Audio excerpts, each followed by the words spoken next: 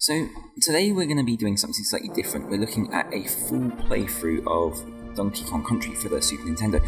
The point of doing this isn't just to do a long playthrough. In fact, this is going to be a 101% complete playthrough of the game, although due to a slight mess up with my savings, the percentage is only going to show 99% at the end of the game.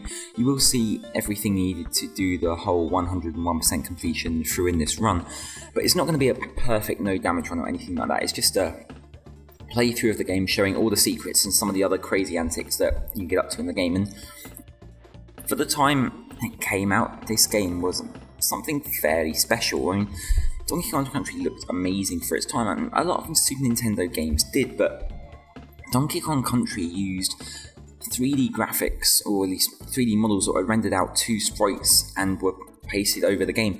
And as such, you get a lot of details where the art of the world can't match up to things like the hitboxes of the world and how everything works. And you can just see going into the first level, if, and for example, it's going to happen in a second, you see that Donkey Kong will run into the wall at the bottom here, and you'll see that he actually goes horizontally for a split second through a clipping plane that doesn't match the actual artwork, and that's because the clipping planes couldn't match the artwork. And you'll see lots of things like that throughout the run.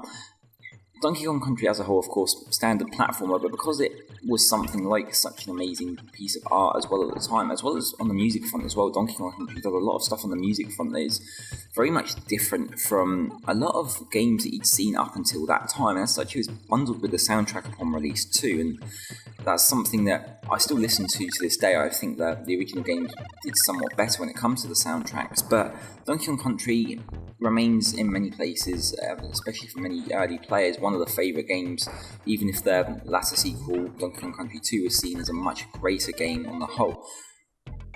Donkey Kong Country is, well, it's fun, and that's the important thing about it. It's a fun platform, especially during the early parts of the game, because it's not until the second world that the difficulty really starts to amp up, especially when you get animal creatures who come to help you, like you've just seen here.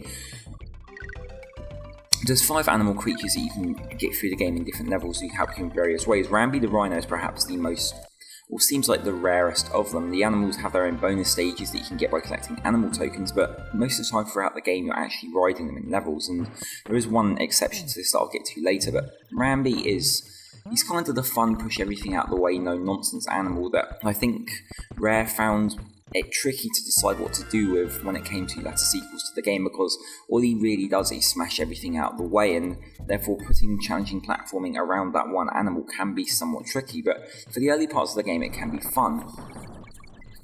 You can see as well, this is just going into the second level of the game, that the visual variety of everything really changes up. They like to play with visuals a lot during the game, and that includes things like transitions from sunrise to sunset, opening levels in the game. They like to give the feeling of progression, and changing the weather from level to level as well makes it feel like you're going on a journey, and also slightly heightens up everything too. A simple change like this can really be unnerving, and it's, of course, again, later on in the game you're going to see some of the more crazy stuff that they do with this, in particular the minecart levels that feel like they're more horror driven than they are standard platform, and evoke a completely different sense of dread in the player because of how the game dynamics change. Of course, the game dynamics change quite a bit during the game anyway. You've got your standard platform levels, and you've got normally level-based changes like ropes in this, which are the theme of this level. You get the minecarts, you get tires, you get barrels, you get swimming, and there's all sorts of things through that as well, as they're all combined together to be done in different ways. So the variation you've got on track for this is also, well, it means from one level to the next you never really know what you're going to get, and that includes switching the gameplay styles to match different varieties of level 2. There's only a handful of actual different level tile sets that they make all these levels out of in the game, but because of the weather changes and palette swaps, they managed to make things very different. Also, each level consists of a number of bonus stages that are hidden alongside it. You can find your way into either by bashing walls, finding secrets, etc., or some are just laid out in the open as doors in some cases as well. Everything in the game is bookended to make it fairly transcribable. You can see what's coming through the main part of the game, but it's the secrets that are well done. Outside of that, you've got your Kong letters like you can see here, and other bits and pieces too in the game that you find hidden in each level. Extra lives can be hidden, extra animal tokens, and there's normally a few in each level. Bonus stages can range from no bonus stages at all up until 5 in one level, so you have a lot to do, and in between levels you can go and visit other Kong characters like Cranky Kong here, who's Well, he's interesting. You see, Donkey Kong in this game isn't the same Donkey Kong as what was in Mario vs. Donkey Kong, or Mario at least, Super Mario, that very original Mario where Donkey Kong was throwing the barrels. That was Cranky Kong. The very original Donkey Kong, he's still got the chip on his shoulder, and through Rare's lovely humour still likes to break the fourth wall, as well as give you hints for the game yourself. Donkey Kong you see here is actually his grandson, and he's actually matched up by Diddy Kong as well, who in this situation actually makes for somewhat of an interesting little sidestep, because both characters control completely differently, and that depends obviously on the enemies you've got, the kind of platform you're going to get. Diddy is the lighter character. He can jump higher, but he can't take down the heavier enemies, and obviously as opposed to that, Donkey Kong can smash on absolutely anything and generally be fine, but his jumping isn't nearly as good. He doesn't seem as fast as well. Diddy is my preferred choice for the game, as you'll probably see through this. I only really use Donkey when I have to, and that includes most of the levels where I'll accidentally get hit by Diddy, or because there's an abundance of levels that really have heavy characters and you can't really do much. If you're stuck as Diddy, the game always throws you barrels and things, so if there's an enemy you're not supposed to be able to be as Diddy, there'll be a way to do it, but it will really make the latter parts of the game, especially the last couple of levels, extremely hard when it comes to that.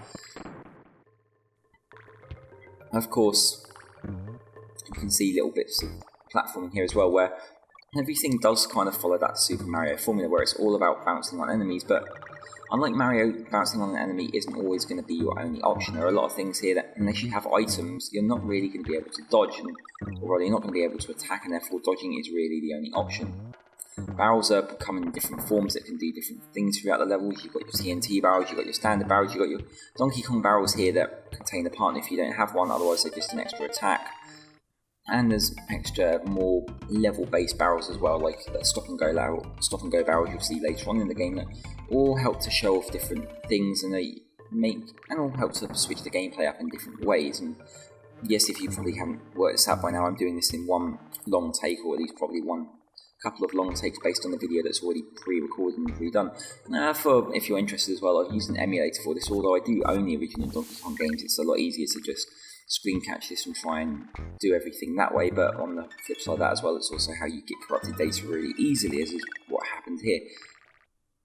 So now here we are in the next part of the screen, and we're approaching the first water level of the game, and water levels are interesting, and they're all interesting in all the Donkey Kong games, but in most water levels it tends to be a case of, okay, what's the fastest way to get Engard, or Ungard, the water-based animal that you can use through all the water levels. He makes swimming a lot more of a trivial thing, and he's hidden fairly easily in most levels, and there's not normally much actual swimming as the Kongs you'll need to do. As you can see, it's very easy to get hit, as well as just adjust to how everything works. Now, while you want to keep your finger on the button to run in most of the time, in the water it's almost essential for everything you'll need to dodge, and secrets can be hidden absolutely anywhere. It's kind of the case with most Donkey Kong games anyway, that secrets aren't just hidden left and right, but up and down too, with very little things actually hinting that a secret might be there. But of course you get things like the arrow of bananas here that tell you need to go down, and in this case you kind of take it as, well, Rare does like to troll a lot, and you'll generally work out if you're going on the right direction or not, and in this case, see, even I was fooled by it. I like to not go against, or I rather like to go against what the game developers tell me to do in exploring my own way, but in this case, they want you to know that there's something hidden down here, because it's about to make your life a lot simple, e.g. your animal buddy, Ungard. He is here to make everything easier. While everything involved lots of jumping before to move height, now it's all about just using the D-pad to go left and right, up and down. Ungard as well will also actually auto-attack enemies, and outside of that, most animals don't really have extra attacks you can do. Ungard's one of the few, and Rambi does as well. But in this case, it's more about just making your life simple, and that's what it does. All the swimming-based levels just become trivial, as you'll notice here. See, I wasn't even on line with Ungard actually reaching the enemy on the correct plane, and they were slightly below him, but it still managed to get that hitbox, and that's an example of just how much easier it gets. In later games, animals will have separate attacks, as well as have animals dedicated to playing them completely, whereas this is all based around just riding them at any one time, and the animals effectively are invincible. Providing you don't get hit and have them run off a plane to their doom, they're always there and you can jump back on them at any time.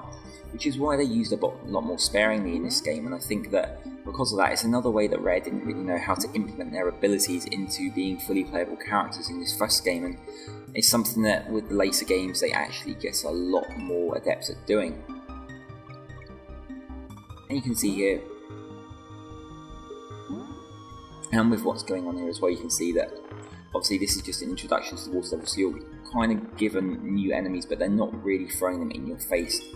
Octopuses, clamshells and fish are just the standard kind of stuff really that make some levels a bit more like bullet hell than anything else. And now the game's going to come along and introduce a different Kong to you too, who works in a different function. Funky Kong has some of the coolest music in the game, but he actually acts as a travel character. See, in this you can go into main hub worlds, but you can't actually get back out of them unless you use Funky, which means that you have to progress far enough into a level to actually get to Funky Kong. This is one of the bigger missteps of this. I think at any point you should be able to go back and get more lives should you need to, and the latter Donkey Kong Country games, or at least levels, do really get hard, and you need to in some cases go and farm lives. I'm not going to have a problem during this playthrough, and by the end of the game I'm going to have around 70 to 80 lives if I remember correctly. It's not going to be a big problem, but you can see how, again, even more secrets are hidden here as well to help you kind of get an edge up extra. In most cases, if you see something like that where a barrel pops out the ground, if there's a telegraphed area where you can jump and actually land in that barrel, or some other secret will pop out. If it's a barrel, chances are there's a bonus stage somewhere you have to use it for, but other times it's just to make things easier. You've now been slightly introduced to your first basic little idea of a sliding barrel, so you jump in a barrel, it moves, you have to get your timing right for when you pop out of it. Some barrels are automatic and they're telegraphed with white kind of blast symbols on them, so you know it's going to be automatic and you have to time perfectly going into them, like here. And again, the game introduces this to you by simply not making it possible to die for the first one, but after that, anyone's guess. And of course, another secret, well hidden and quite interesting as well to look at. So this is the thing with the Donkey Kong games, that some of the secrets are telegraphed and others aren't, and you really have to search for them. There are a lot of them that really required me to use a guide to look up, and especially years ago when this first came out, the internet didn't exist and it wasn't easy to go and actually look up things. And in specific, one of the actual secrets in the game, one with one of the later mine levels I'll get to later when we get to that, wasn't actually included in the main guide for the game. It was hinted at, but we weren't told about it, and it's one of the more annoying things that Rare like to do. And I do like that the guide makers are in the joke as well. It means that some secrets aren't explored for a long time. The bonus stage you've just seen as well was extremely finicky to get to because it almost requires the use of Diddy to actually get to. Diddy, unlike Donkey Kong, holds barrels in front of him, whereas Donkey Kong holds them high. If you need to jump over enemies, then you want to be holding them as Donkey Kong to make sure the hitbox of the barrel doesn't hit the enemy you're trying to jump over, but as Diddy, you probably want to be using it to jump under enemies, otherwise your hitbox is higher and you risk losing the barrel. It's another way where some bonus stages are really only accessible as one character, and it means you've just got to get that timing right. Timing is something that sometimes I excel at and sometimes I really don't, and you kind of get into a groove with it. If you're replaying a level several times, it can become really hard to keep that perfect timing, and other times everything works right. During this initial part of the game, as you can see here, I'm really trying to get all the Kong letters as well. It's something I kind of abandoned during the later half of the game. Not because I don't think I'm up to the challenge, because I actually do, but the thing is I do so many multiple takes because I died so often in the later half of the game that I just kind of gave up on doing it. The Kong letters aren't specific to your percentage. What actually matters to your percentage is bonus stages and your actual level completion. You get 1% for every level you complete, and you get 1% for every bonus stage you'll find, and this is another way the game trolls you with that special 101%. Not because you get an extra percent for the final level, which is the final boss of the game, but because there's one actual bonus stage in the game that's hidden within a bonus stage, and I'll show you that later. We've just also had our first boss too, who makes for one of the easier bosses of the game. In fact, most of the bosses in Donkey Kong Country aren't really that challenging compared to the overall game. I think it's one of the areas where the game's a little bit lackluster because they didn't really know what to do. Most of the innovation tends to happen with the actual game, and therefore the bosses are just enlarged sprites of main enemies that operate in slightly different ways. And even then, some bosses are slightly repeated too, with the same designs and a colour swap used. And it means there's a lot less overall. Of course, here's the introduction as well of the third animal, the gamer frog, and he's someone who, again, I'm not sure they really knew what to do with going through later games, and he's actually the first animal that they replaced going into the later games, when he gets replaced with a snake who can spring, and therefore extra abilities that come with jumping based animals come in, which, you know, seems more aesthetically likely to happen. You can spring, obviously, with a frog who can jump high, but a snake can kind of charge up that spring and jump even higher, which makes it a more useful ability and something that they can easily telegraph as a snake, whereas a frog not so much. This frog as well, like Rambi, tends to be able to destroy more animals than what Donkey or Diddy can, especially when it comes to sharp objects that you can't normally touch. They have much stronger skins, and for whatever reason you think a frog's pot, a croak would pop, but that's not so much the case in this game. It actually fooled me. Minecart Carnage is a level as well going into this that is one of those ones where the secret is ultimately hidden. If you'll notice here, I'm going to do the main minecart level first, but there's a secret in this game that allows you to skip the entire thing, and it was what I mentioned earlier, that from the guide it was hidden. Now, the minecart level is where everything gets really hard for the first time. It's a completely different style of gameplay to what the rest of the game has, and more importantly than that, Donkey Kong Country kind of works on a physics base for how its actual jumping works, and in Minecart Carnage and all minecarts as a whole, the actual physics of the minecart you're in change as you go from jump to jump. Of course, we're going to get interrupted through this because I've actually now got 3 Enguardian tokens. This is something that will happen quite a lot through this playthrough. I'll get this quite a few times and allow me to bump up the stages, but you get special animal levels where you can go and collect things, and you get an extra life for extra 100 animal tokens you collect. You also get a special big one that's hidden in every one that doubles what you've got. Now, I've made the mistake of getting it early here because I just wanted to show it off, but you really want to get the double as close to the end of the time as possible. That way you want to double as high a number as possible. And if you play your cards right, you can generally get up to 8 lives. I don't think it's possible to get 9. I don't think the time allows for it. As you notice, the timer counts down very slowly compared to your actual seconds, so it's not really indicative. You get more or less about 50 to 60 seconds overall, just because it goes down a lot faster. It's not my emulation that's doing that, that's the actual speed of it from what I remember. So I'm probably going to end this getting maybe 3 lives if I'm lucky, but again, my performance for this will change a lot more. Ironically as well, it's actually, I think, Espresso that becomes the most oftenly seen animal level throughout the game. And I don't know if that's just happenstance or the fact that I've managed to find those tokens over all the others, but Espresso is one of the more interesting characters as well. Another one that I think they didn't really know what to do with for different reasons, and we'll get to that later. But here we are, back at the level again, and you can see now, this is it, this is the level skip. And it takes you to the end of the level with only one more thing coming that you have to worry about, and that's that one enemy that it even gets me now when I know it's coming. It's the ultimate troll, really, that Donkey Kong as a whole Rare likes to play with the player, and they do this in various ways. And after all the stress of that first minecart level now, that I obviously didn't go through all the way there, but I did in the original one, but I just cut it because I didn't think you needed to see the level 3 times. You get the idea, and there are much harder levels going in. But the idea of just trolling you as well is an interesting way to kind of give you one more hint to say, look, we're not done with you there, and everything's going to get harder. So as well, briefly, that some tyres are actually buried into the ground and some are movable, which means that some you kind of have to have that companion cube logic with, and that you have to move them along, you have to keep them safe, you have to stop them falling off ledges if you want to find all the secrets. Sometimes one like that can just be to help you get to a DK barrel, it can just be as simple as getting you extra bananas, but sometimes they're tied to bonus stages, which does make everything a lot harder than it really needs to be.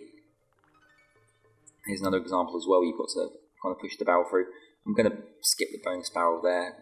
That's actually a halfway barrel, and that's what your checkpoint is for the game.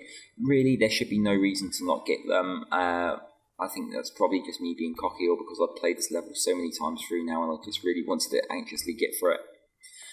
Most of the reasons that cause me to replay a level aren't necessarily because I keep failing them, but because the conditions to get to a bonus stage are generally so high up. And for later versions of these kinds of videos, I'd be interested to know if you want me to do all the secrets and bonus levels and such, or you want 100% completion as part of your game previews, or whatever you want to call this kind of video. See, I don't think people are going to be watching this to actually look at and find the secrets. I think you're going to be watching it because you want commentary and analysis like my other videos, and therefore I don't know if it's necessarily important, but obviously there are some secrets as well that do very interesting things. Some bonus stages do, again, completely different kinds of gameplay, and I want to show them off.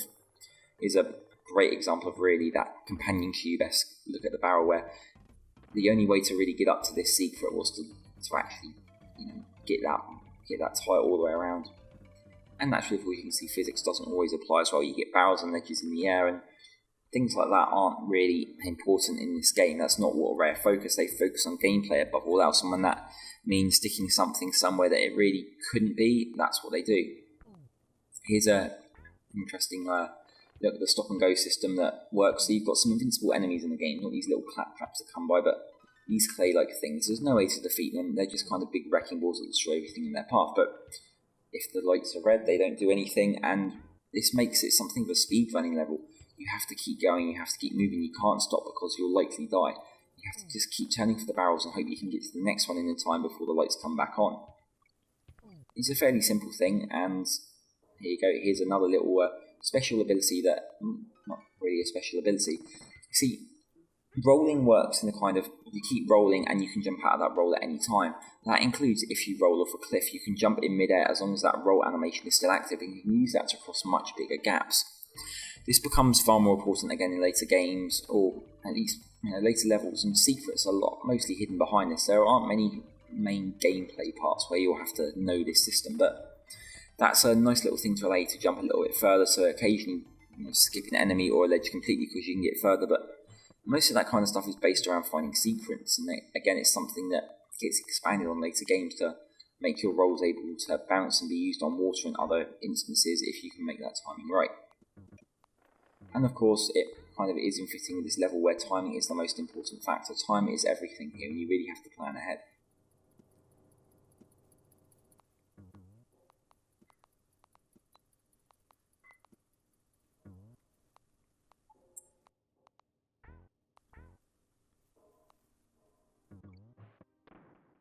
And you can see now it's not always easy to find bonus stages, and sometimes it even requires me to go back and just go, you know what was I doing at that point? Bonus stages, as you can see, aren't always that well telegraphed. I know they're there, I know from rough memory, but it's not always the case, and as you can see, you can run off the screen and items will get reset.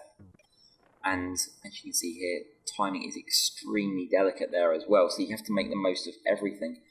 And of course, when bonus stages can be anywhere, if I'd got a barrel at any one of these points here, I probably would have run against every single wall. It's another reason I use Diddy, because he holds barrels in front of him. That way, if you come in contact with any bonus wall, you're going to find out that, that's not a problem.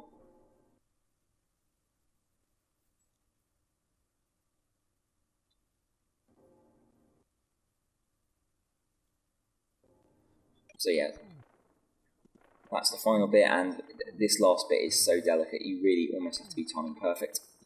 Again, as I said, the second level doesn't really hold back. It's all, the second world at least. Everything has now got a lot harder, and it means that gameplay experience, you've had your fun, but now the game really wants to start throwing stuff. The difficulty for Donkey Kong Country is inconsistent, I'd say, at best throughout the game. It does throw things slightly out of order, and levels like this I probably would have kept for much longer during the game, or I wouldn't have wanted to put players through them as early, but sometimes you just don't have the choice, really. There you go, again. You see how secrets are hidden, and, I just like to show them off sometimes. It's quite interesting. They know people are going to have trouble on some of these levels, but sometimes they make these skips really easy to find, and sometimes they don't, which is kind of interesting.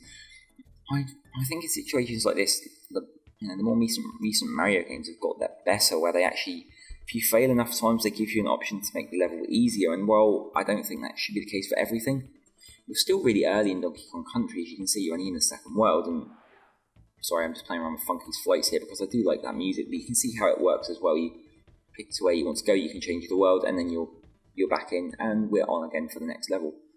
And now we get that kind of Aztec look to the levels that, again, introduced it. There's a few more different level types that will get introduced. There's generally one per world that introduces a new visual style to everything, but everything else just kind of works around reusing a visual style. And you can see there as well, you can slightly see the barrel at the bottom, but there's only a little bit, but that's not just all there is to the bonus stage. The barrel gets you the tyre you have to push along, and then from the tyre you can use that to hopefully get to the next bonus stage if I'm right here, or it's just for the O, but I'm fairly sure this is to help get a bonus stage. There it is, you can see, and that's where the tyre stops. It does actually help you with some parts by locking some items off like the tyres, so that you have to do it. This is one of the instances where a gameplay introduced in the actual bonus state isn't something you see in the normal game. So you have to match up the letters and get them in the right order, which obviously means working out what the word is, and there are some really big examples of this during the game as well. There's one particular bonus stage that has lots of them, but most of the time they're fairly basic. And of course, here we go again, Diddy with the TNT barrel. Again, that would have been much easier to do with Donkey, but my preference for Diddy, he jumps higher and I do prefer to use him. I don't think the reaction time changes, but it feels like because Diddy's smaller, he has a smaller hitbox, and because he has a higher jump, it's just my preference to use him. This of course switches over to the second game where Diddy becomes kind of the heavy hitter Kong in place of Dixie. He becomes the more sleeker, say more traversal based Kong as opposed to the action based Kong that Diddy is, and therefore in every other game I do actually prefer Dixie Kong, and Diddy's really the only time I prefer him is in this game over Donkey. Again, we have more barrel carrying here. As you can see, it's always made slightly harder. There wasn't actually a reason to take the barrel carrying that time, but it's easier to err on the side of certainty. And again, another bonus to Diddy holding it front is if an enemy kind of sprints out of nowhere, then you're going to hit him with the barrel more than anything else, which means you don't have a complete loss and it's somewhat safer. If you got hit as if you get hit as Donkey, you'd find yourself both losing the barrel and a Kong, which is something you don't really want to do. And the game makes some parts hard enough as it is. And your first little introduction to the owls and the bird enemies as a whole, who you'll find that you see a lot more in later levels of the game from the third world onwards. And I also lost my animals, the first one I've lost one I think during this playthrough. You can see that in levels like this it's extremely easy to lose your animal, whereas beforehand it was kind of they'll just run back and forth with actual drops to your death. It means that that animal is completely lost completely, and you won't be able to get him back. And the only real reason to have the animal buddy in this level was to get those 2 bananas down there, but outside of that, he wasn't really as needed for any extra bonus stages. So we're going to stop him with Cranky before going to the boss of the second world now. For a few more tips, I always like to see, it's not so much the tips I'm going for, but the 4-4 breaking jokes and such. Cranky is kind of the king of that, and it's the thing I think I like most about the game, and so it makes it just that little bit more interesting, a little bit more fun to stop in, have a little break before you do something that's going to be hard. And while the bosses aren't that hard, yes, I do occasionally get killed by them, it happens. You're not going to see anything this run, but I think you will see a couple of instances where I get hit by some very cheap shots, which is somewhat annoying even to a seasoned gamer. The old style retro platformers, even the oldest ones here, when the 4 minute isn't quite in check and everything is harder than it needs to be because it's not refined, they're still trying to get that timing, and there you go, I've been hit. It happens, it's not as important, but yeah. But thankfully from this point on it should be fine. It's fairly easy to telegraph. You wait for him to spit the thing, you jump on the tyre and you're up. Interesting to note as well, like most things you would have seen through the sprite animation in this game is really smooth. There's a lot more frames that actually happen. It's a lot easier obviously to animate this because they use 3D models and they baked it down to the sprites, but there are very few Super Nintendo games that were actually able to have long detailed animations, and the Donkey Kong games do. I mean, the basic walk cycles don't, but given that extra memory and the power of the Super FX chip and everything they could store on there, having a lot more memory to just have longer animations as well. And there are some that are really long, especially at the end of the game. There's a special one you see as part of the ending sequence that really goes on for quite a long time, and I was surprised they had the memory on the cartridge to do that. I think what they do in Donkey Kong with all the different art assets and sprites and everything really gives the grand illusion of making the game a lot bigger in data than it actually is, but that makes it somewhat really cool when you realise that some of those sprites would have used up a lot more data in various levels in quite an extreme way. It's not like today when you have animation data stored as a series of numerical values based on rotation and translation of joints and such. And back then, and of course anyone making 2D games now, it's all about sprites. And that's of course storing visual data, which means the memory that you're storing for it can be a lot bigger. And you also have the memory in the game to actually be able to go between those different iterations of sprites as well to pull that off. But back onto this now. You can see at the moment we've got Espresso, who's one of our animal buddies. I've not actually seen him in the main game yet, but I've got his or I think it's her bonus stage. Now, she's the only non-combat based animal that you actually get to control, which means that it's all on the platforming. You have to be extremely careful, and you have to make sure you don't actually get hit because you'll lose her very quickly. She runs off, and unless she gets caught, there's not really much of a way to get back to her. My timing here is perfect also for the doubling, so you can see I've ended up with 7 lives as opposed to 3, which is certainly something I prefer, and you can see my life count going up. The important thing about Espresso is that it can hover, and that ability I think was added onto Dixie Kong when they decided to actually cancel out Espresso as a playable animal in the game. I think it's because when you have gameplay that revolves around avoiding absolutely everything, and for such a fast character going really slow, it's kind of that problem that Sonic the Hedgehog had. And I think Espresso was the Sonic the Hedgehog-y character, but because she can't actually attack, it makes it slightly more of a mundane experience to play. And also the fact that it just means that you have lesser gameplay options, so it's easy to incorporate the best bit of an animal into a new character who has other abilities and things you can do, and make a new animal in her place. That memory went to other new animals. I think in this case Squitter, the spider who replaced her in the second game, had a lot more things you could do with the character when it came to the platforming of the game, and also had attacks too. But we're back into the level as well. Again, the barrels have gained another level of complexity where they now rotate as well as translate, and that makes everything slightly harder. The knocking of rotation and translation together isn't something that I don't think that happens at all in this game. I'm open to be wrong there, and I don't actually remember myself, but I don't think you get situations where they all rotate and translate at the same time. You get both clockwise and anti-clockwise rotation, as well as spinning back and forth between two different bits, but other than that, I don't think it makes it as hard as having it that crazy as translation and rotation. And that's important because some of the timings for this game are extreme when you have to do them, and you'll see them anyway when it comes to it. But these little bonus stages here are great training for that, when you realise the speeds the barrel can go and how quick in advance you have to press the button in order for them to work. And quite a few of those sorts of bonus stages throughout the game I don't actually manage to do, because I'm not going to keep retrying just for the sake of that. Actually, it's important to note that you get your percentage of completion whether you complete the bonus stage or not. So if you want 101% completion, you don't actually have to complete the bonus stage, you just have to enter the bonus room, which is great for the really hard bonus stages, but of course it's still annoying for those ones that are extremely hard to find still.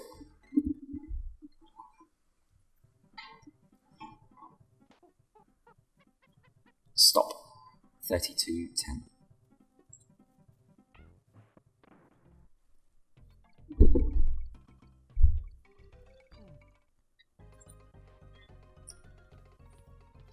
So, bonus stage time again, and we're introduced to something else that's not going to be a main thing going into the main game. It's just a bonus stage exclusive kind of gameplay where you have to match the timing of the barrels, and for some reason I've really had a lot of trouble with that getting back into. I'm not sure why it caused me so much trouble. I think it's because I tried to catch the letters going along, whereas what I really wanted to do was just take each barrel as itself, because it's just rotating between the same set of letters, and do it that way. And that's really the best way to do it. It just took me a fair few tries to figure out, but I don't know why these treetop levels, I have a kind of predisposition to. I really like them. I really like the kind of grandeur of it going through the treetops. It feels like an entirely different kind of jungle to where you start out, and I think it has that Ewok Village Endor kind of feel to it, and I think that's possibly why I like it. But it's also very, very diverse. Again, there's not much like it through the rest of the game. For the rest of the series, actually, I don't think there's anything that kind of matches this kind of colour tone. They do other treetop levels like this in Donkey Kong Country 3, but they're not quite the same way, as it generally involves going actually into big hollow trees. Again, a little hidden bonus stage that you wouldn't think if you'd just seen it there the first time, but one of the things the bonus stages do kind of do is they hide things in them, like the Kong letters. If you want to get all the Kong letters in some stages, you're going to have to find those bonus stages there. They are not important to completion in that sense, but obviously every Kong set you complete gives you an extra life, and you're going to want those lives for the latter half of the game. You would definitely want them. So here it's all about the timing. Not as bad yet as it's going to get, but you're going to see the barrels are now moving faster. This is one of those things where you want to be shooting out the barrel long before you actually get to the point where they're horizontal, and you can still get that G, but you want to be trying to get the timing right. And this is another situation where you can roll and get the token if you want to, like that. And that's 2 for Espresso, and that means we'll probably be having another Espresso bonus stage too. Everything's kind of taken on a level of platforming intensity now. The barrels kind of feel like an artificial way to amp up the difficulty, and really, from going from World 1 to World 2, there's a big difficulty curve, but it's kind of based around learning new mechanics and just learning how the new things work, like the minecarts and the stop and go barrels. In this third world, it's about learning your timing for everything. It's making sure you can press the button at the right time and anticipate how far and where your characters are going to end up based on the speed they're going. So the third world overall, I think, just has a theme of time-based levels. This is another one where timing is important. Again, I made the use of that little cartwheel jump with Diddy there to get that K, which made it a bit easier. But now it's all about ropes. Ropes control slightly differently to what you might expect, and unlike most games as well, you can either hang on both the left and right side in order to change where your hitbox is.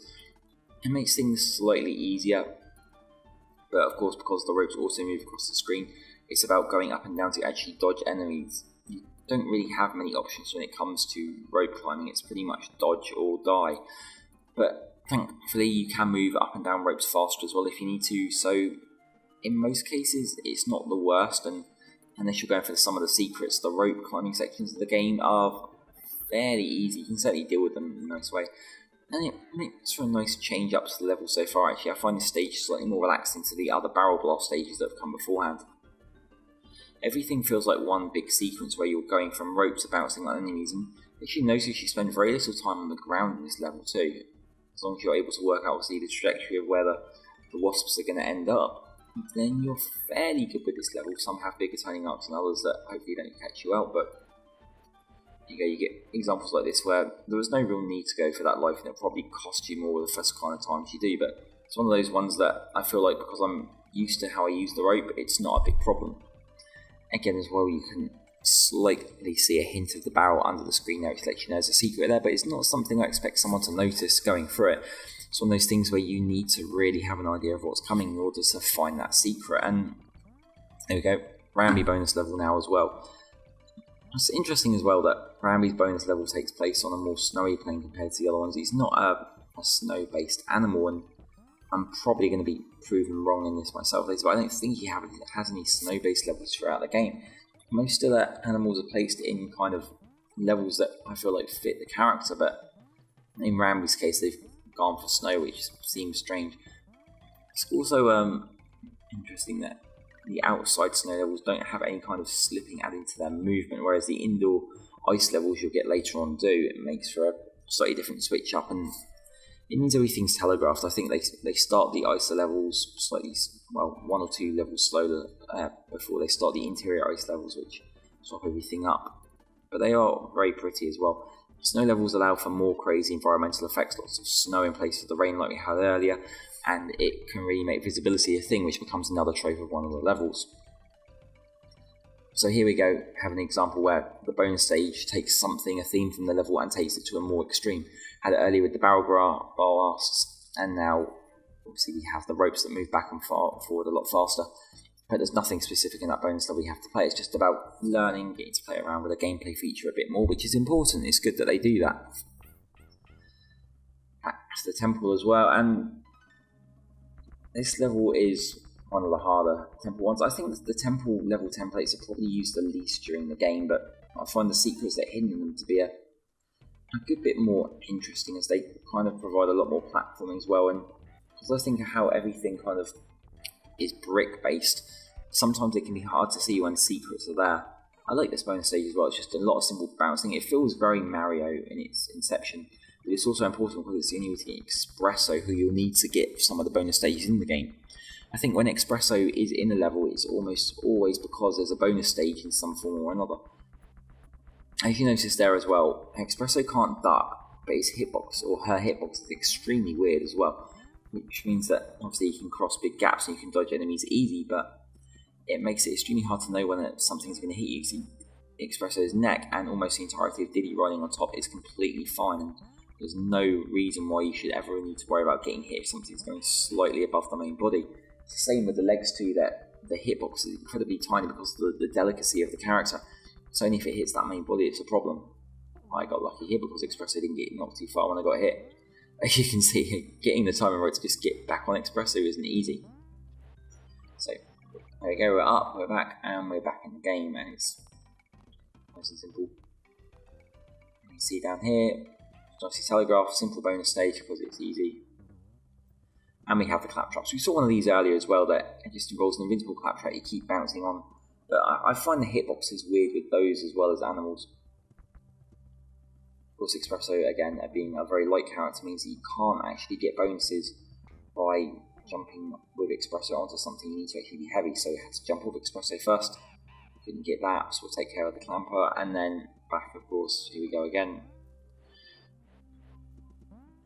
Yeah, it's not easy to make that sort of timing, and you can see how just making that hitbox wasn't the best, but I was fairly confident in that case that I could jump back on Espresso without any real problem. Then had I missed that, though, I probably would have had to have restarted that try again because Espresso would have run off the cliff.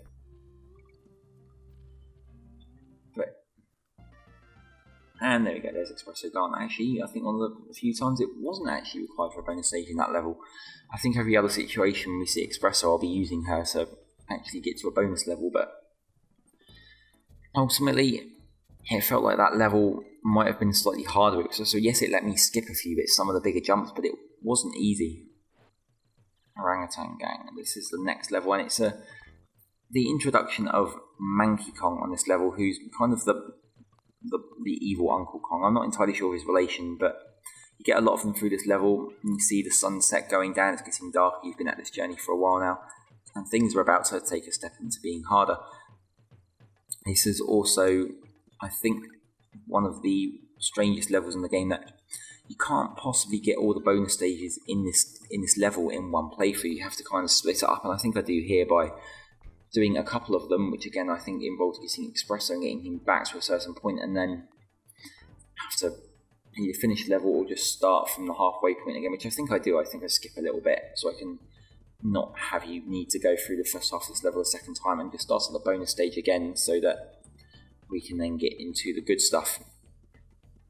But this is another reason why I'm interested in if you want me to do things like this for future videos or not, because while there aren't many situations where this happens, you can see that obviously you have to backpedal through an entire level as well, very carefully with a fast character, which is, again, I think I made this comparison earlier to Sonic the Hedgehog, but in this situation too, you've got a fast character who you need to go extremely slowly with because they have no means of defense or attacking, and it's very interesting.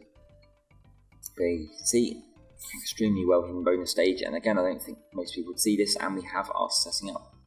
So in this case, we're trying to do Winky, who's the name of the frog animal buddy, so we get Winky, and I do believe we should get an animal token.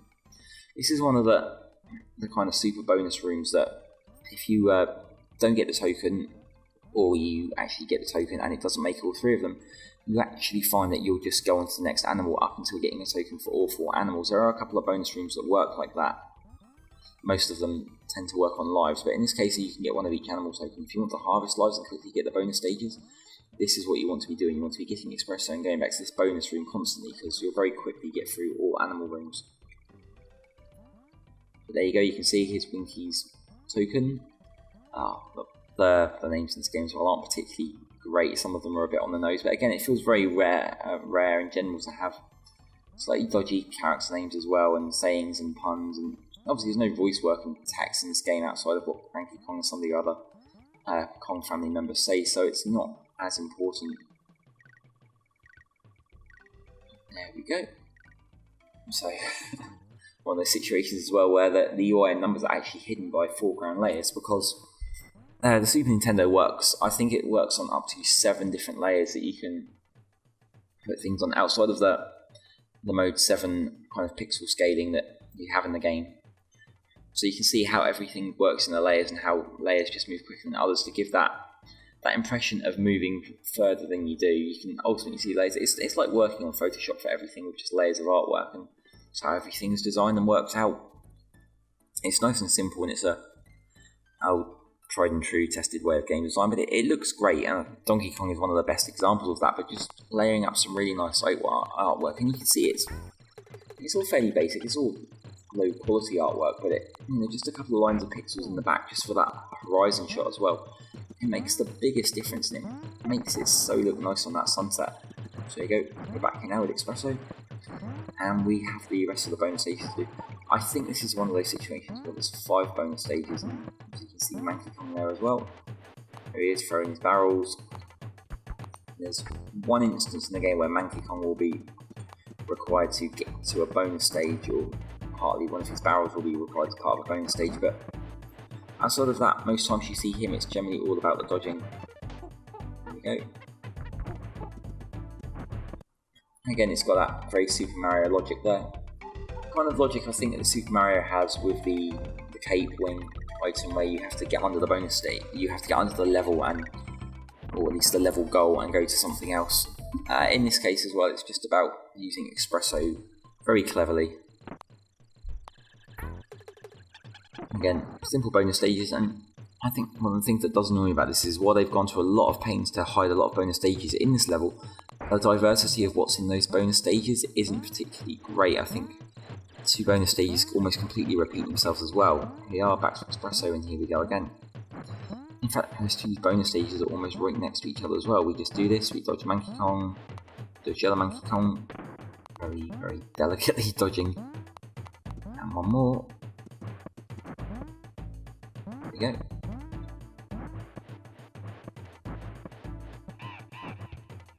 So, thankfully, the one thing Espresso does have, obviously, is the jumping ability too, so you can jump up and over, and providing you can get your Espresso back.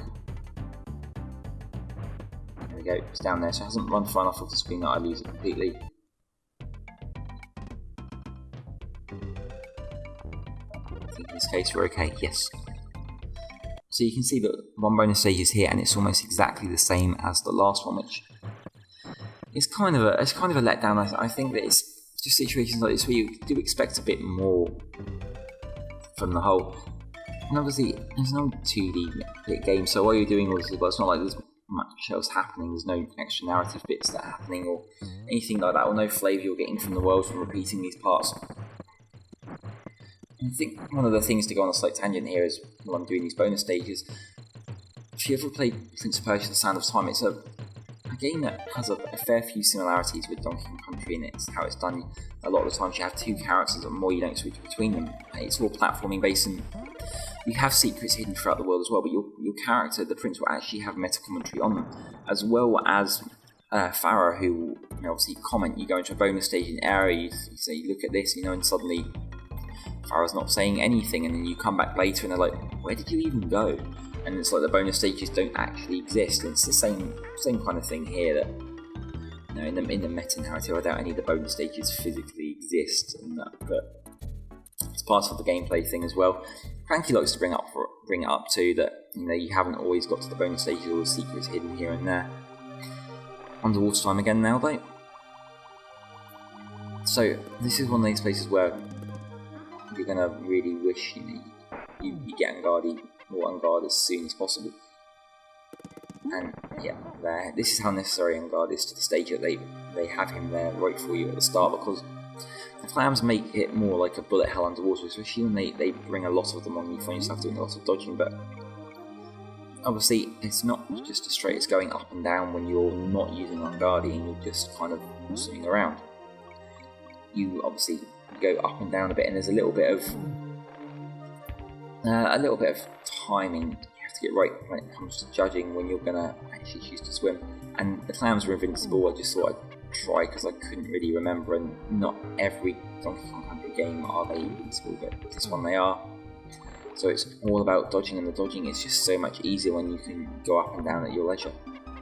I do apologise there for some really bad gameplay playing, but as you can see, it's not always easy, and most enemies doing their attacks do tend to be based upon when you go onto the screen, so it's not like there's a big timer counter. You can easily go off and reset something and come back if you feel like the timing is based around when you do the screen. That means that obviously levels where it's all about the timing, you have to be as fast as possible, so you can be generally assured that if you do something earlier on that causes you to lose a second here or there, or even gain a second, then it's not a big problem. Halfway barrel important here because things are about to get a lot harder.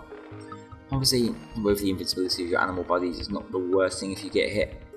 Unguard's one of those few animals that you'll find will come back to you no matter what happens, because there's no real opportunities to leap off to your death in the underwater levels, and it's another way that the character is almost kind of extremely necessary to the underwater levels as a whole, unlike any other character of the game.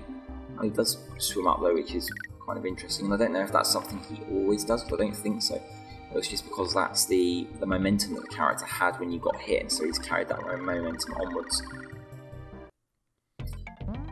You can see from looking at it as well that just the topology of the coral reefs are going around, they have little dips and inlays, and some of them kind of betray secrets that aren't always there, and sometimes they are, but you want to check everything just because the game has kind of trained you to at this point, and it makes it really necessary to actually go and do so. And of course, back in bonus stages again, back with the lives, and this time obviously we're going to be looking to get to that ×2 bonus right at the end of the stage too. I think the big important thing here as well is, it lets you learn how to control the animals a little bit better. You see again, Winky's hitbox is not based around his actual body when it comes to jumping, and that its actual feet seem to be the hitbox when it's jumping, but his actual body can be used to slam on enemies, so the logistics of how they've set up the character do actually intrigue me in this case. Obviously as a games developer I do get kind of intrigued by this, and when I see things like this I always wonder how they've gone and set up the character.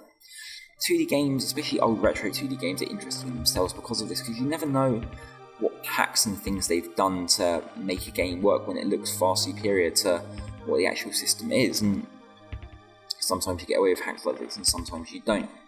Perhaps, when I'm going through this level's most infamous example I can think of is the original Jak and Daxter on the PS2. Now, Jak and Daxter was actually technically superior to the hardware of the PS2, but every PS2 had a PS1 built inside it, and while that was supposed to be used for emulation purposes only for playing older games, Naughty Dog actually chose to encode and use the memory of the PS1 system in there to give the actual game a little boost.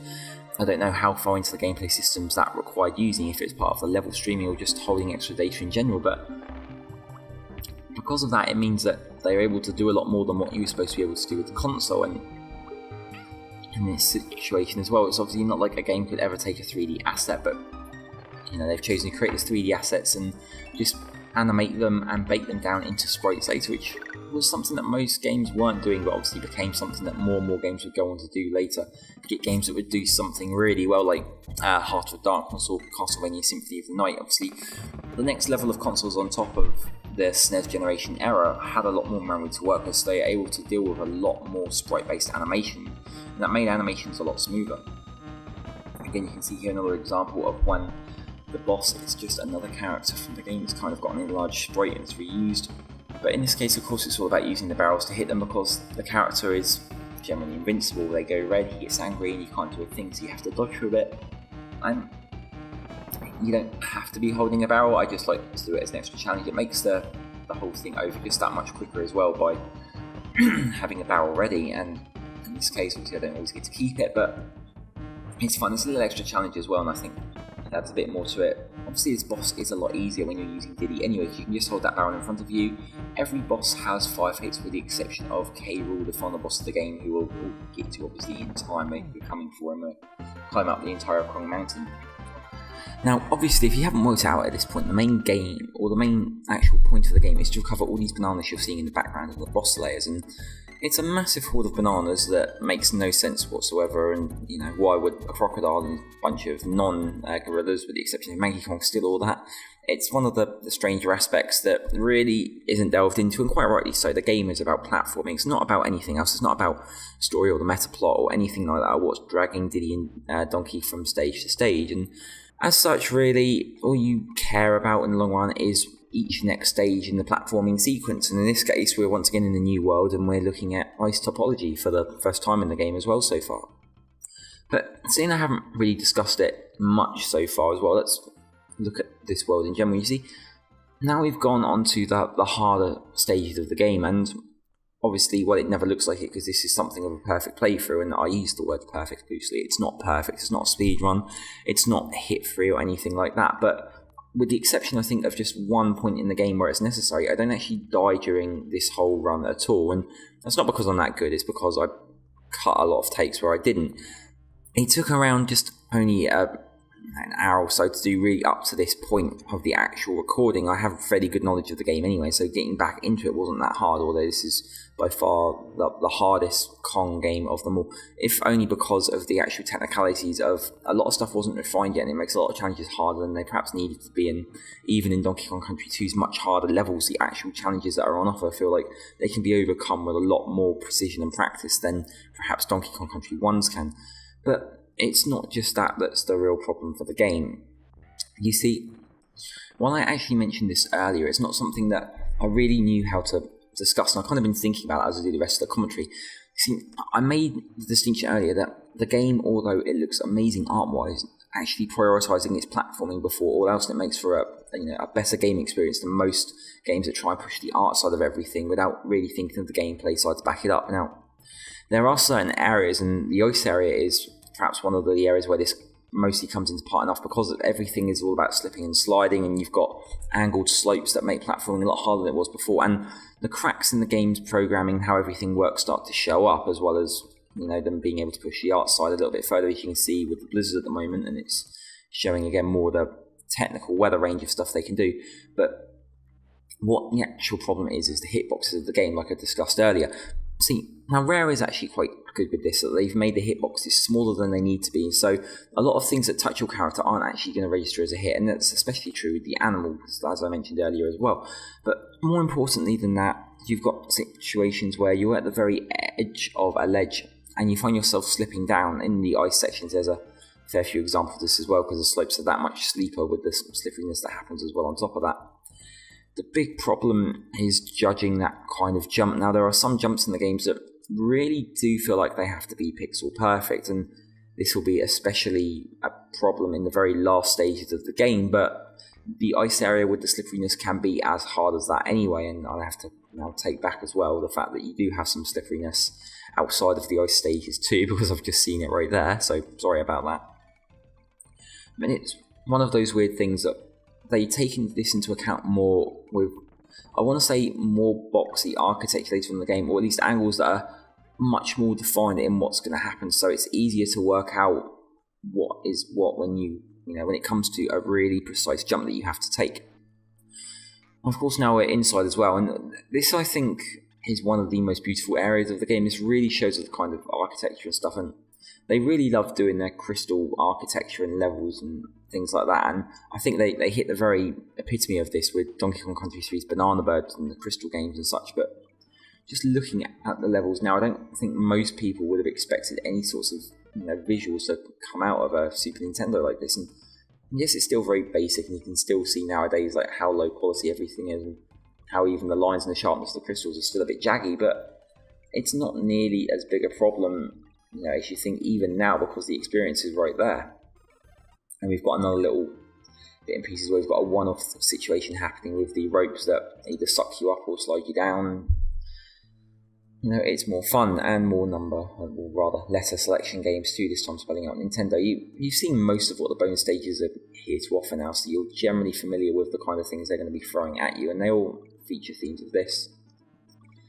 Simple stuff, and then you get back to the game. And so I will use this little injunction as well to apologise, and I actually think apologising is necessary.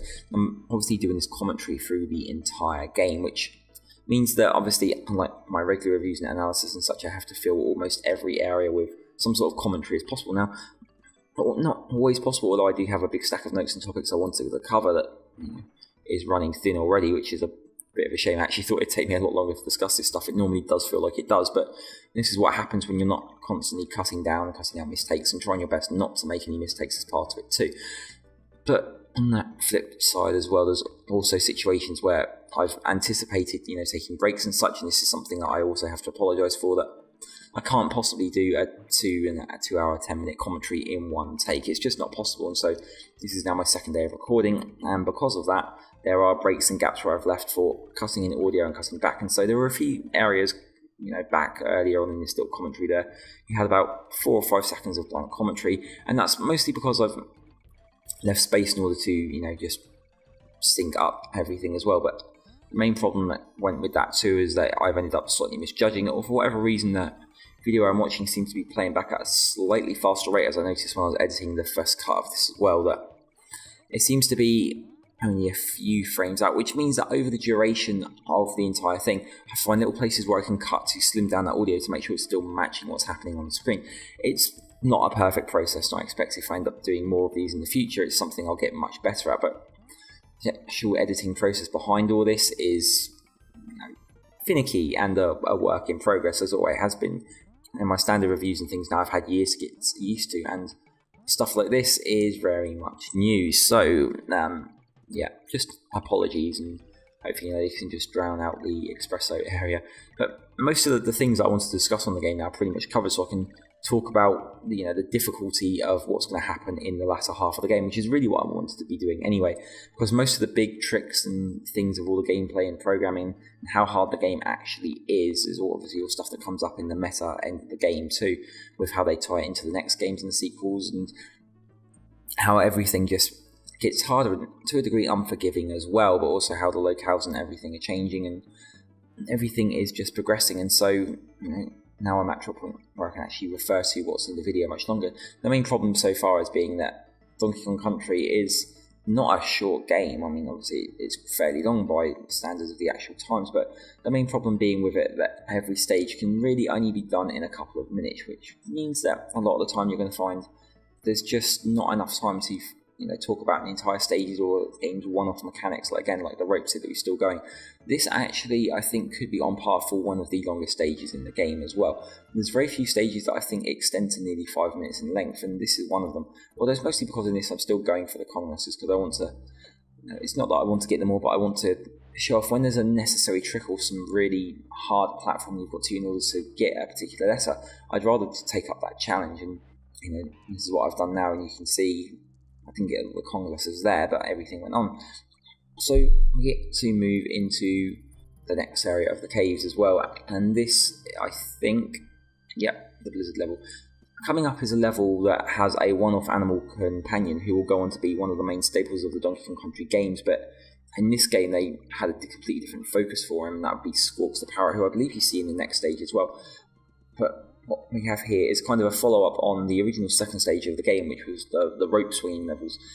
Donkey Kong Country does like to do this in general, that they'll set up a mechanic early on that will have a slightly easier level that kind of introduces the mechanic and makes everything simple, and obviously just showing some of the harder stuff here as well. It's another little espresso bonus level where a companion's hidden, and you'll need them to get to the bonus stages of the game, so it makes the level kind of trivial. But obviously, if you want to do this by the ropes, you're looking at a much more harder series of rope climbs and swings and jumps and such off that normally you just have to lump up and do, but obviously animal companions are hidden. And when an animal companion is hidden on the stage and you're given it at the very start of the stage, the developers have a dual way of you getting through the level. It involves normally playing through the level a completely different way than what you might be used to. Whether obviously it's doing a bonus stage or just to get to a bonus stage, the developers have made it so that the experience you're going to get is going to be completely different playing that level. Espresso, again, as I've discussed previously, doesn't always connotate a positive experience when playing, but you can see how the actual experience of playing Espresso makes for a completely different look at the level compared to what you're supposed to be doing. Again, this is another area as well where you've got to use your clever cartwheel over the edge, like air jumps, I suppose, for lack of a better word, to try and get everything that's there. So, as I see, I'll get the 0 or the O now, if it actually wants to work for me. That's the problem as well. It's not like everything is a fine-tooth, and not everything is a fine-tooth comb. You're not always going to have everything execute the way you want to the first time, but as long as you don't die, it's not too bad on you. And it shows really, it's not just how the stages are hidden and how everything is set up, but the game is quite hard as well, in just how it wants to push you really to make everything harder. But I suppose not always harder in a gameplay sense, but sometimes harder in a more, you've got to really have some tenacity to you, I suppose, to push through and do all that. You've got to have a lot of dedication to what you're doing.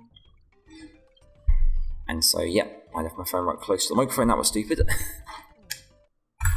But the game itself, it just makes everything not harder, but you can see why things like this are kind of iterated on. The first game is really the game where these things kind of appear, but nothing happens after that, and that's because they know that this isn't always the best way to do something. So there we go. that was another one of the harder stages that I spent a lot of time redoing, mostly because everything ended up not going well with Espresso, the hit detection, and slightly sliding off ledges, as well as losing Espresso a fair few times in the process of this.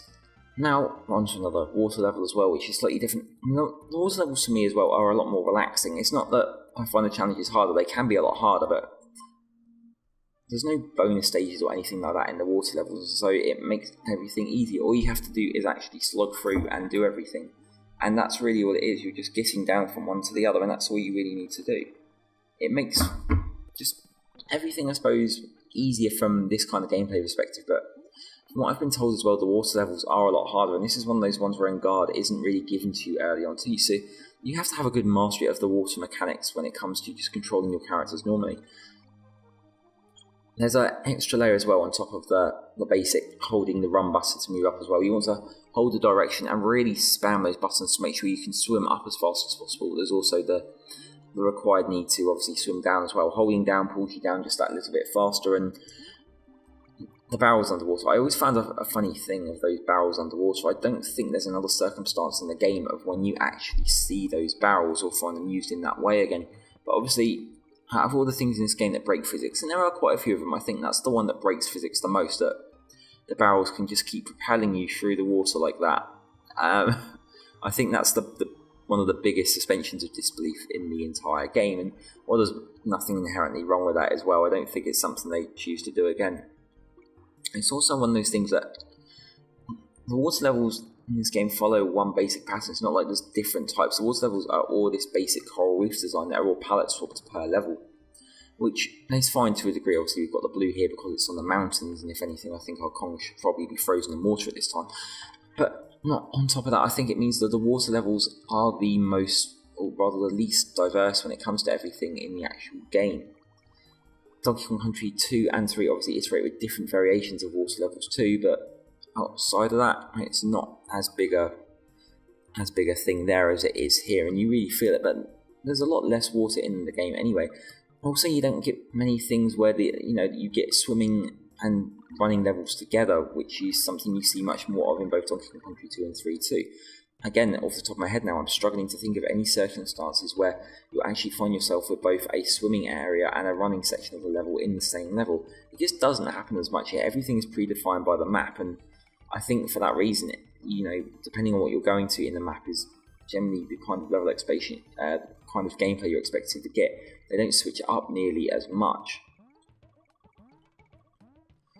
It's also true as well that I think maybe ultimately in the original version of the game, or when the initial planning the stages happened, I think they wanted to be doing more with the animals on their own. I think that's why they decided that maybe for the later games they wanted to have dedicated animal levels as well, because they could tailor stuff specifically to that animal, and that's what Donkey Kong Country doesn't do. As I mentioned earlier with Espresso, you've got your standard way of getting through the level, and then you have a much more unhinged way, especially with Espresso, of how you're going to get through the level with that animal. Most animals have an element of attack, which makes them be able to push through, and it means that the general running and jumping of the level is, well, it's fairly overdone when it comes to the Kongs, because any animal makes everything easier, and it means that, Espresso is a great way to make a level harder, especially if you have secrets to uncover, but giving you any other animal generally makes everything just a lot easier, obviously, and Guard and Winky does, and Rambi, look how many times we've seen Rambi so far since that initial run in that first level. It's barely appeared at all, because he's essentially a stone wall of I will knock everything in my way out of the way, and therefore there's very little gameplay challenge when he's in there. We're going to see him again later on in the game with some of the harder levels where the platforming really is slightly harder with Rambi because he's actually got less for jumping, but Rambi is one of the interesting ones that I think became a main staple of the franchise because he also appeared on box art for the game too, and so they felt they needed to use him more than they actually did, but in this game obviously they don't, and in Donkey Kong Country 2 they don't. In Donkey Kong Country 3 they outright replace him with an animal, Ellie the elephant, who has more gameplay variety to her, but outside of that there's really, it's a much more delicate animal that has fears and problems, and it makes for more interesting level designs that can be based around that character, which Rambi just doesn't have in his dedicated levels in Donkey Kong Country 2. Now, it's ironic as well, because as a kid I loved riding around on the animals, and I didn't like the dedicated animal-only levels, but growing up and replaying it, I see the point of them and how It allows the tailoring of a defined level experience to a specific gameplay style. That this is something Donkey Kong Country 2 doesn't do. Obviously, now we've got Vanguard, and while it's been put obvious that the box is there and therefore you're supposed to take him, and the rest of the level is kind of tailored to the different control style that you get with Vanguard, it makes everything interesting because there's no guaranteed way that you're going to pick up Vanguard, and you don't know for sure that the player's either going to find him or manage to keep him, and so you can't guarantee that. The animal barrels are kind of the answer to many questions, and it's a shame that they couldn't do them in this game. But nevertheless, I don't think the game loses too much from it because it's a basic thing. See, that looks like you've just gone through now, isn't it? It's a lot harder when it comes to animals in general. But obviously, or rather the Kongs in general, but obviously it's not a big problem now. So here we go. I'm just going to look at Cranky Kong's rambling again. And that's interesting that he said that's Rhino Country there, which is something that isn't the case. In fact, one thing we are going to be doing after this is going to Squawks Country. I do believe the next level is actually the Squawks one.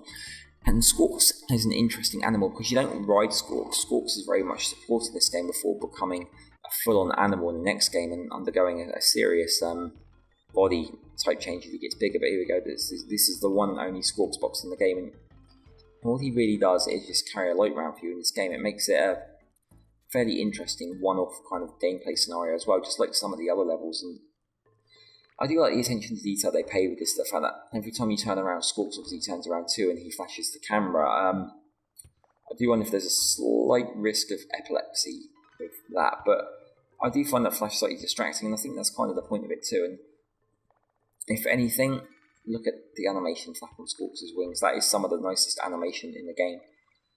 And I can see why they promoted Squawks to a bigger character in the later games, because he has so much more gameplay potential that just isn't recognised here. Here we go, another bonus stage as well. Again, because of how the lighting works and everything, and how small a gap you actually get to do it, there's just not really that much in the game that lets you know that that's there. And another one of those scenarios where, without a guide, you're just not going to find it. And another one of those scenarios in the game as well where the physics just make no sense whatsoever as well. Got lots of strong enemies, so you really have to push through this level as Donkey, which means obviously you've got to jump over these things when he has a reduced kind of jump. The big Kong things, or at least muscled up crocodiles you're seeing here, the blue ones, they come in two varieties, and later on in the games as well there's going to be variants of them that can't even be destroyed by Donkey, which means that during the very, very final run of the game, in the very last level, there's one little challenge that is, well, not impossible, but it takes so much practice to get right. It's kind of a 13-step sequence of jump on a ledge, pick up a barrel, throw the barrel before the ledge falls out of the sky. It's such delicate twitch-based thing, and I remember the amount of tries I took. I think when I was a kid I may have lost like 30 or 40 of my accumulated life just learning how to do that final level. And I'm not going to lie, I had just as much trouble replaying it for this as well, and I'm going to look forward to showing you through that later on and making it look easy when knowing it's probably like the 30 or 40th try I've actually made at level 2. And this is one of those situations where as well the little speed claptrap levels I'm actually doing fairly well at, which is kind of interesting. I don't think there's any other one of those during the run that I'm actually going to do, but again, I don't care because it's all about the completion percentage and not actually doing the bonus stages. And that's dropped us at the exit, and that's it for all you're going to see of Squawks during the game. So here you are, we're just going to stop at the save thing now and have a look at the game percentage. And obviously if you're doing it right so far you should be at 61% and not 59%, but the glitch happened. It was during the third world if I'm right, so at that point there I think it was one of the levels, I think it was actually the level where there were 5 bonus stages that everything went wrong, and so you've got to just make up for that and just add that in. But it's a shame that I couldn't make this complete run. Obviously everything you need to see is here, but aside of that, it's just one of those things that's a shame, and I'm sorry I couldn't quite get perfect for you in the long run.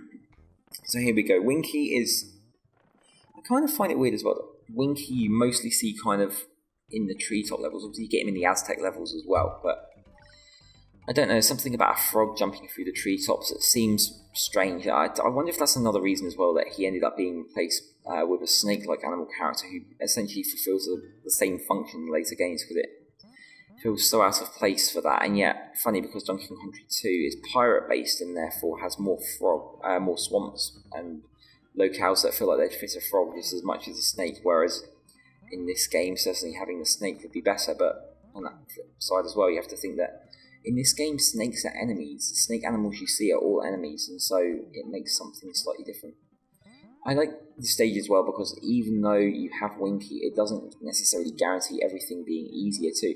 All the enemies jump high, and it's one of those situations where you can either attack on the floor as the Kongs, or you can go through and jump over them as Winky, or almost jump over them. You still have to get your timing right. I think this is one of the better designed levels for both dual, animal and Kong play. And obviously the bonus stages are kind of if you manage to keep Winky, but outside of that, there's not much else you can really do when it comes to that. You know, for everything else they're doing, I accept that there's some stages they just can't possibly get right. And I'm sorry, I'm coughing a lot, but this is just one of those situations, and you know, it makes the stage a lot quicker overall. But we're going through, and now it's a boss, and we're going to see again something slightly different.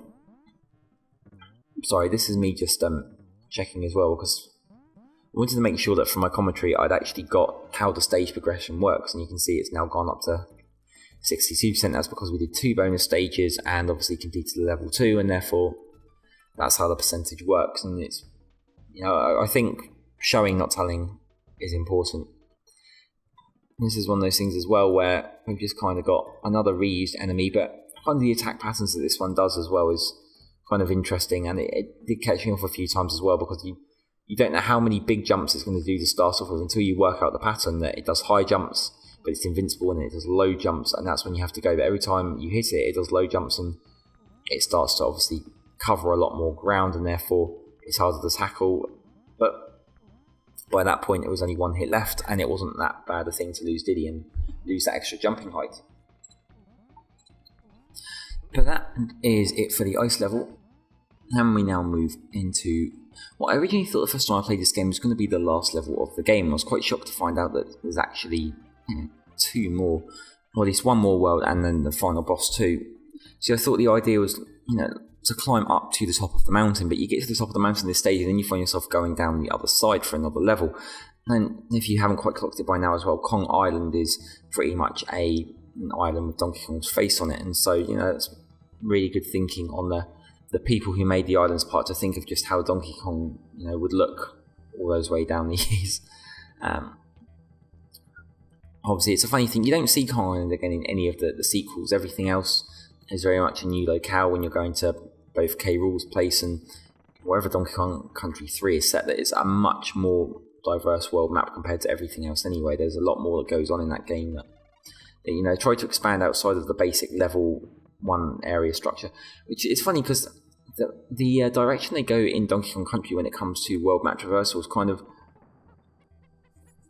different to how something like Crash Bandicoot does it, because they realised in Crash Bandicoot that they wanted it to be all about the gameplay, and so they forgot, or rather they just removed the kind of travelling from level to level world structure of the islands in favour of doing something a lot more simple and basic. And on the flip side of that as well, Donkey Kong Country does the other way around, where they've decided that the idea they wanted to go to was expanding that kind of world map into something that was interactable and something you could truly explore and find sequence in.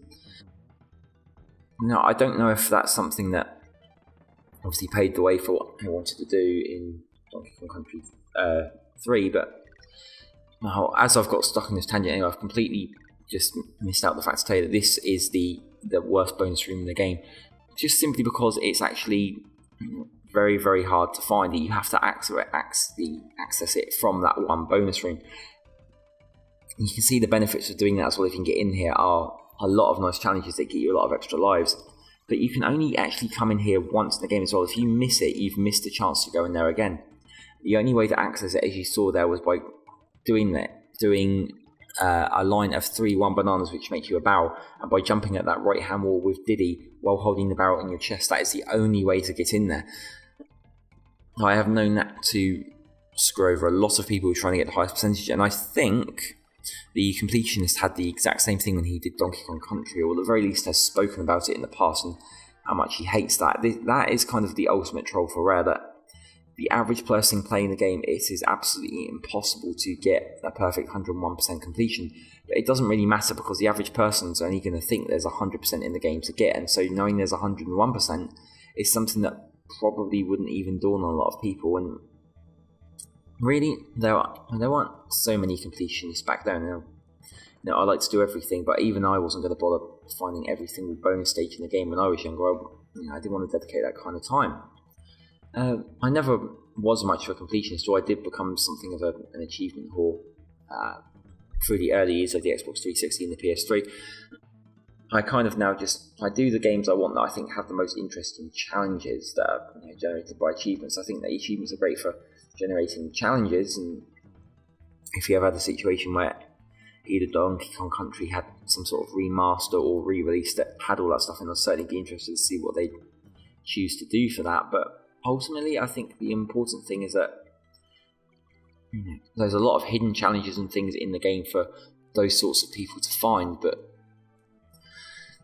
it's actually also on top of that as well, the introduction of now these industrial areas as well are completely different, and they represent a much more bigger challenge than anything the game has really put on offer. This level itself is extremely long and makes for a kind of a scary introduction to this new world where the difficulty level has once again risen again, and you can see by everything it's now just not about big natural environments that have environmental hazards. We're now looking at more mechanical based problems and tasks, and oil barrels and fire and electricity and all sorts of issues like that. And there we go, there's that one time in the game you can see where I've actually died, and it makes sense that it would be this level. In fact, I think this may have my first time playing through the game. It was that level that proved too much for me as a kid. I didn't have the dexterity to play through something like this. I just couldn't do it. And I was really young when Donkey Kong Country first came out, and I know probably a fair few of you watching this aren't used to, that young, or rather just weren't that young, and a game like this really precedes you, and you've not seen either platforming like this, or at least really hard platforming, or well-designed platforming like this. There's a lot of old games that, even though there was a lot of crap that went around during that time, there are really some amazing gems, and they're not all limited to first-party games either, but nevertheless, you get some which have a great reputation because of the series as a whole. But Donkey Kong Country 1 is one of those ones that in many ways doesn't always hold up as much as you'd like. Sonic the Hedgehog is also another one that has the same kind of problem, that it doesn't hold up as well as perhaps everyone really like to think so in memory. It's got a lot of problems, a lot of teething problems, where they works out what's best to go with, either platforming or speed. Sonic the Hedgehog 1 has a lot of really hard platforming that really breaks the kind of flow of what the game has, and Donkey Kong Country 1 has a fair few examples of that too, which isn't the bigger problem really, because Donkey Kong Country can actually, it's built into its DNA to be changed per level. There's different things and gameplay mechanics that get moved in and out and swapped in, and you can do lots of little one-offs, which is what they do here, and they evolve the ones that work best for Donkey Kong Country 2 and 3, and they scrap the ones that don't, and that's how you make a game, that's how you make it work. They did great on the first game, and then they choose to expand it all later on. Of course, just like the minecarts before, you've now had another thing introduced as well, which is the barrels, or these kind of tracks that work kind of like a conveyor belt on a wire that it follows around. You just have to obviously survive and get to the end so you can jump off to the next platform, but even that will be expanded on later when it comes to having a certain amount of fuel that these barrels can have, which makes for even more twitchy gameplay when you have to jump off and jump back on in the right kind of time, and also make sure you've got the fuel to continue.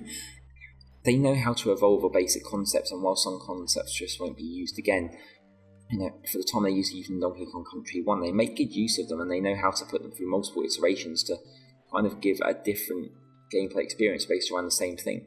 This is where they also have to reuse as many assets as they can, because it is a small game with a small amount of memory, and therefore the more things they can reuse in different ways is a betterment to the game series, or rather the gameplay that the game can offer as a whole.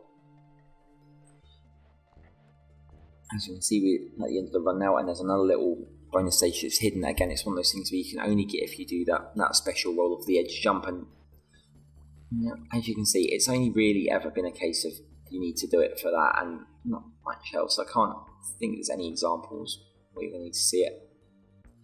But it's one more bonus stage done, and I'm happy, so I'm gone. And it drops you more or less at the end of the level if I'm right.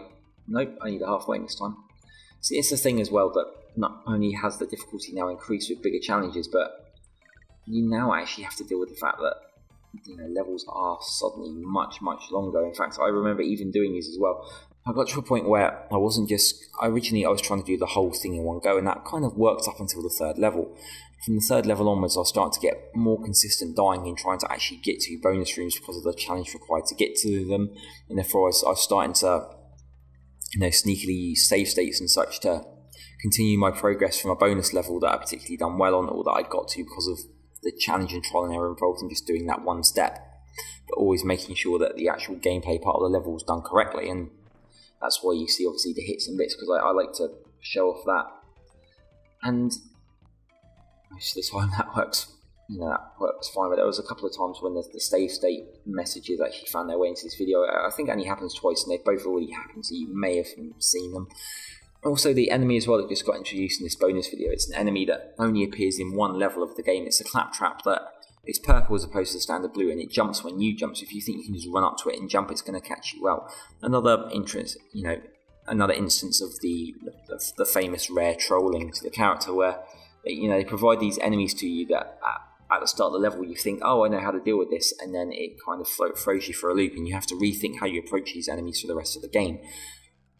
Obviously, as opposed to making a gameplay mechanics different, having a one-off enemy is a different way to go about it as well, and a fairly clever way in one way as well, because you're not really expecting it. It's the same with the big muscly crocodiles that I mentioned earlier too. The invincible ones are only used, I think, in the very last level of the game, and therefore it makes for an interesting challenge to just troll you at that last moment when you're expecting them to be something else.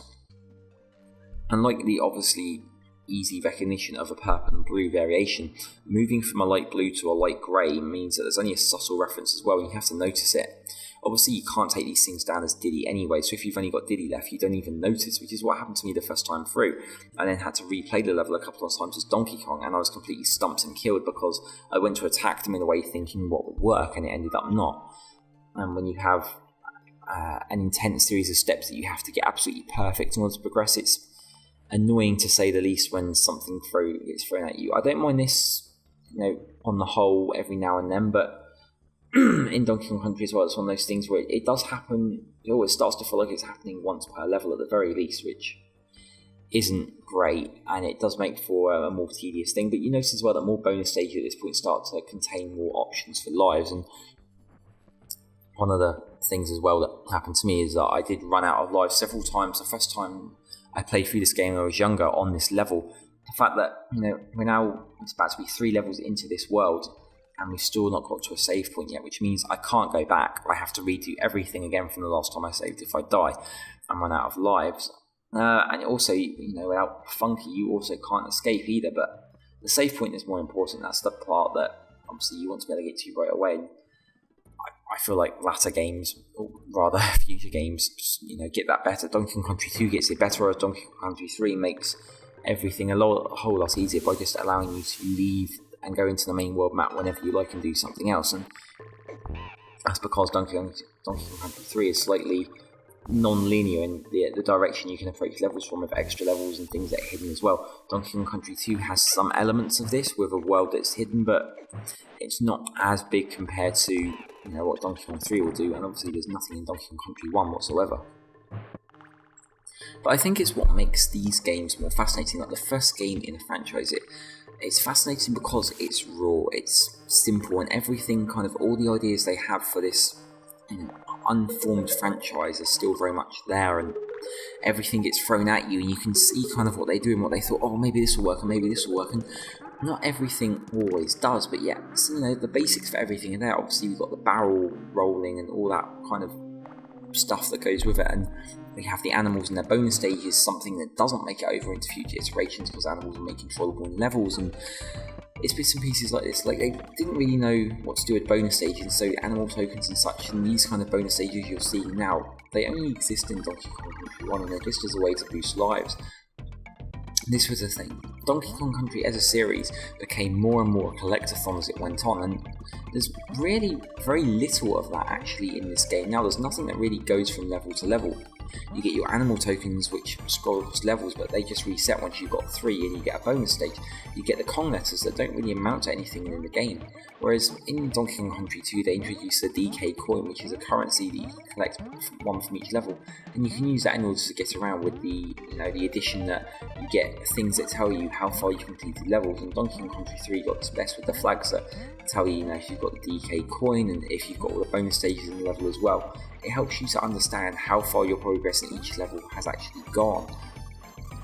There's very little in Donkey Kong Country first, I suppose, that even lets you tell that, as I said, your completion percentage goes up based on the levels and bonus levels you've entered, but outside of that, there's no way for you to actually know what happens, and you don't know what's caused this, again, without any sort of guide. Years on, it's easy to say this does this and that does that, but we didn't know that at the time. There was so much that was unknown, and this is kind of true of everything, really. The internet has kind of, in some ways, helps, and in other ways kind of destroyed that playground mentality of discovering something, passing it on to your friends, like the bonus room, hidden in the bonus room, or like extra abilities and tricks you can do to get past certain areas.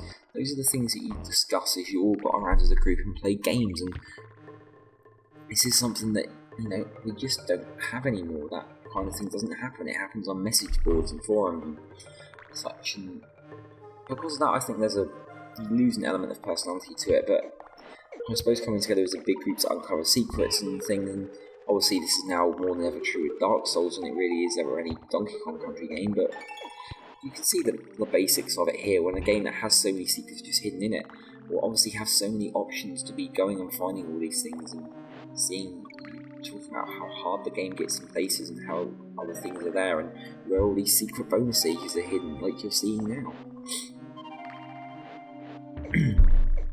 Of course, as well, the legacy obviously extends outside the Donkey Kong Country games too. There are 3 Donkey Kong Country games, that you also have Donkey Kong 64, Donkey Kong Country 64. I think it's just Donkey Kong 64 that is a completely different gameplay style of that. It became full on collect from the 3D environment and didn't have the same kind of feel that these Donkey Kong Country games did, hence the removal of the country tagline. Of course, as well, we also have the Donkey Kong Country Returns games that feel more like Donkey Kong, I suppose, evolved, but there's been other games as well that have tried to replicate the Donkey Kong Country kind of formula. I actually think the most prominent one over the last recent years was probably Tempo the Badass Elephant. That is an indie game that was published by Sega, and I think you probably, or at least hopefully, have tried if you have any interest in these sorts of games. Obviously, it's built around an elephant being the main playable character, which is something that I feel like is kind of a homage as well as an evolution of Ellie the Elephant's gameplay from Donkey Kong Country 3. It's not just about smashing barrels and grabbing bananas, or in this case, smashing boxes and grabbing peanuts, but you've also got all the water-based mechanics that go with that, and it makes for a game that feels very much a resemblance and evolution of that one character from Donkey Kong Country 3. It's a clever way to kind of take one thing and roll with it in a way that I don't think Rare would have ever been given the chance to. It's not like the Naughty Dog now, where the current theme is make 3 awesome games and then do a spin-off, and even that kind of, Uncharted's favour has gone one step further too, but it's nice when we have other companies that kind of pick up in homage and take the slack and say, well, you did this and that was great, but you never used it to its full potential, so we're going to try and do that. And sometimes it works and sometimes it doesn't, and Tempo is a frustrating game for many other reasons, but it's still a great game that takes an element of the Donkey Kong Country franchise and kind of evolves it. And obviously, at that time we only really had Donkey Kong Country Returns. There'd been nothing else really in that area that I knew of, and it makes that certainly something you want to track down and play. It's one of those games that I originally reviewed a long time on my channel before the original one got taken down, and it's one that I don't really have to see anymore if that's what you want to see, unfortunately. So I highly suggest getting the game and trying it for a dose of more modern Donkey Kong Country style gameplay, and something that uses that formula in a different kind of way. Of course, as well, you've noticed by this point, once again in an underwater stage, or in this case a poison stage, and the idea of poison water as well is something that makes its way into future Donkey Kong Country games too in different ways. I know in this case it's more just an aesthetic change than anything that does anything functional, but again, it's different. It's very hard. These tyres and things you have to dodge, it takes it to the extreme as far as it can really go, and kind of Kong gameplay and then makes everything harder. It requires the use of Unguardi. In this case, it's making everything a lot easier. And I know I'm still saying Unguardi, but it's just how I grew up, saying it. And it's one of those things that, as a kid, you pronounce something wrong because you don't know any better, but it sticks in your head as how to do it.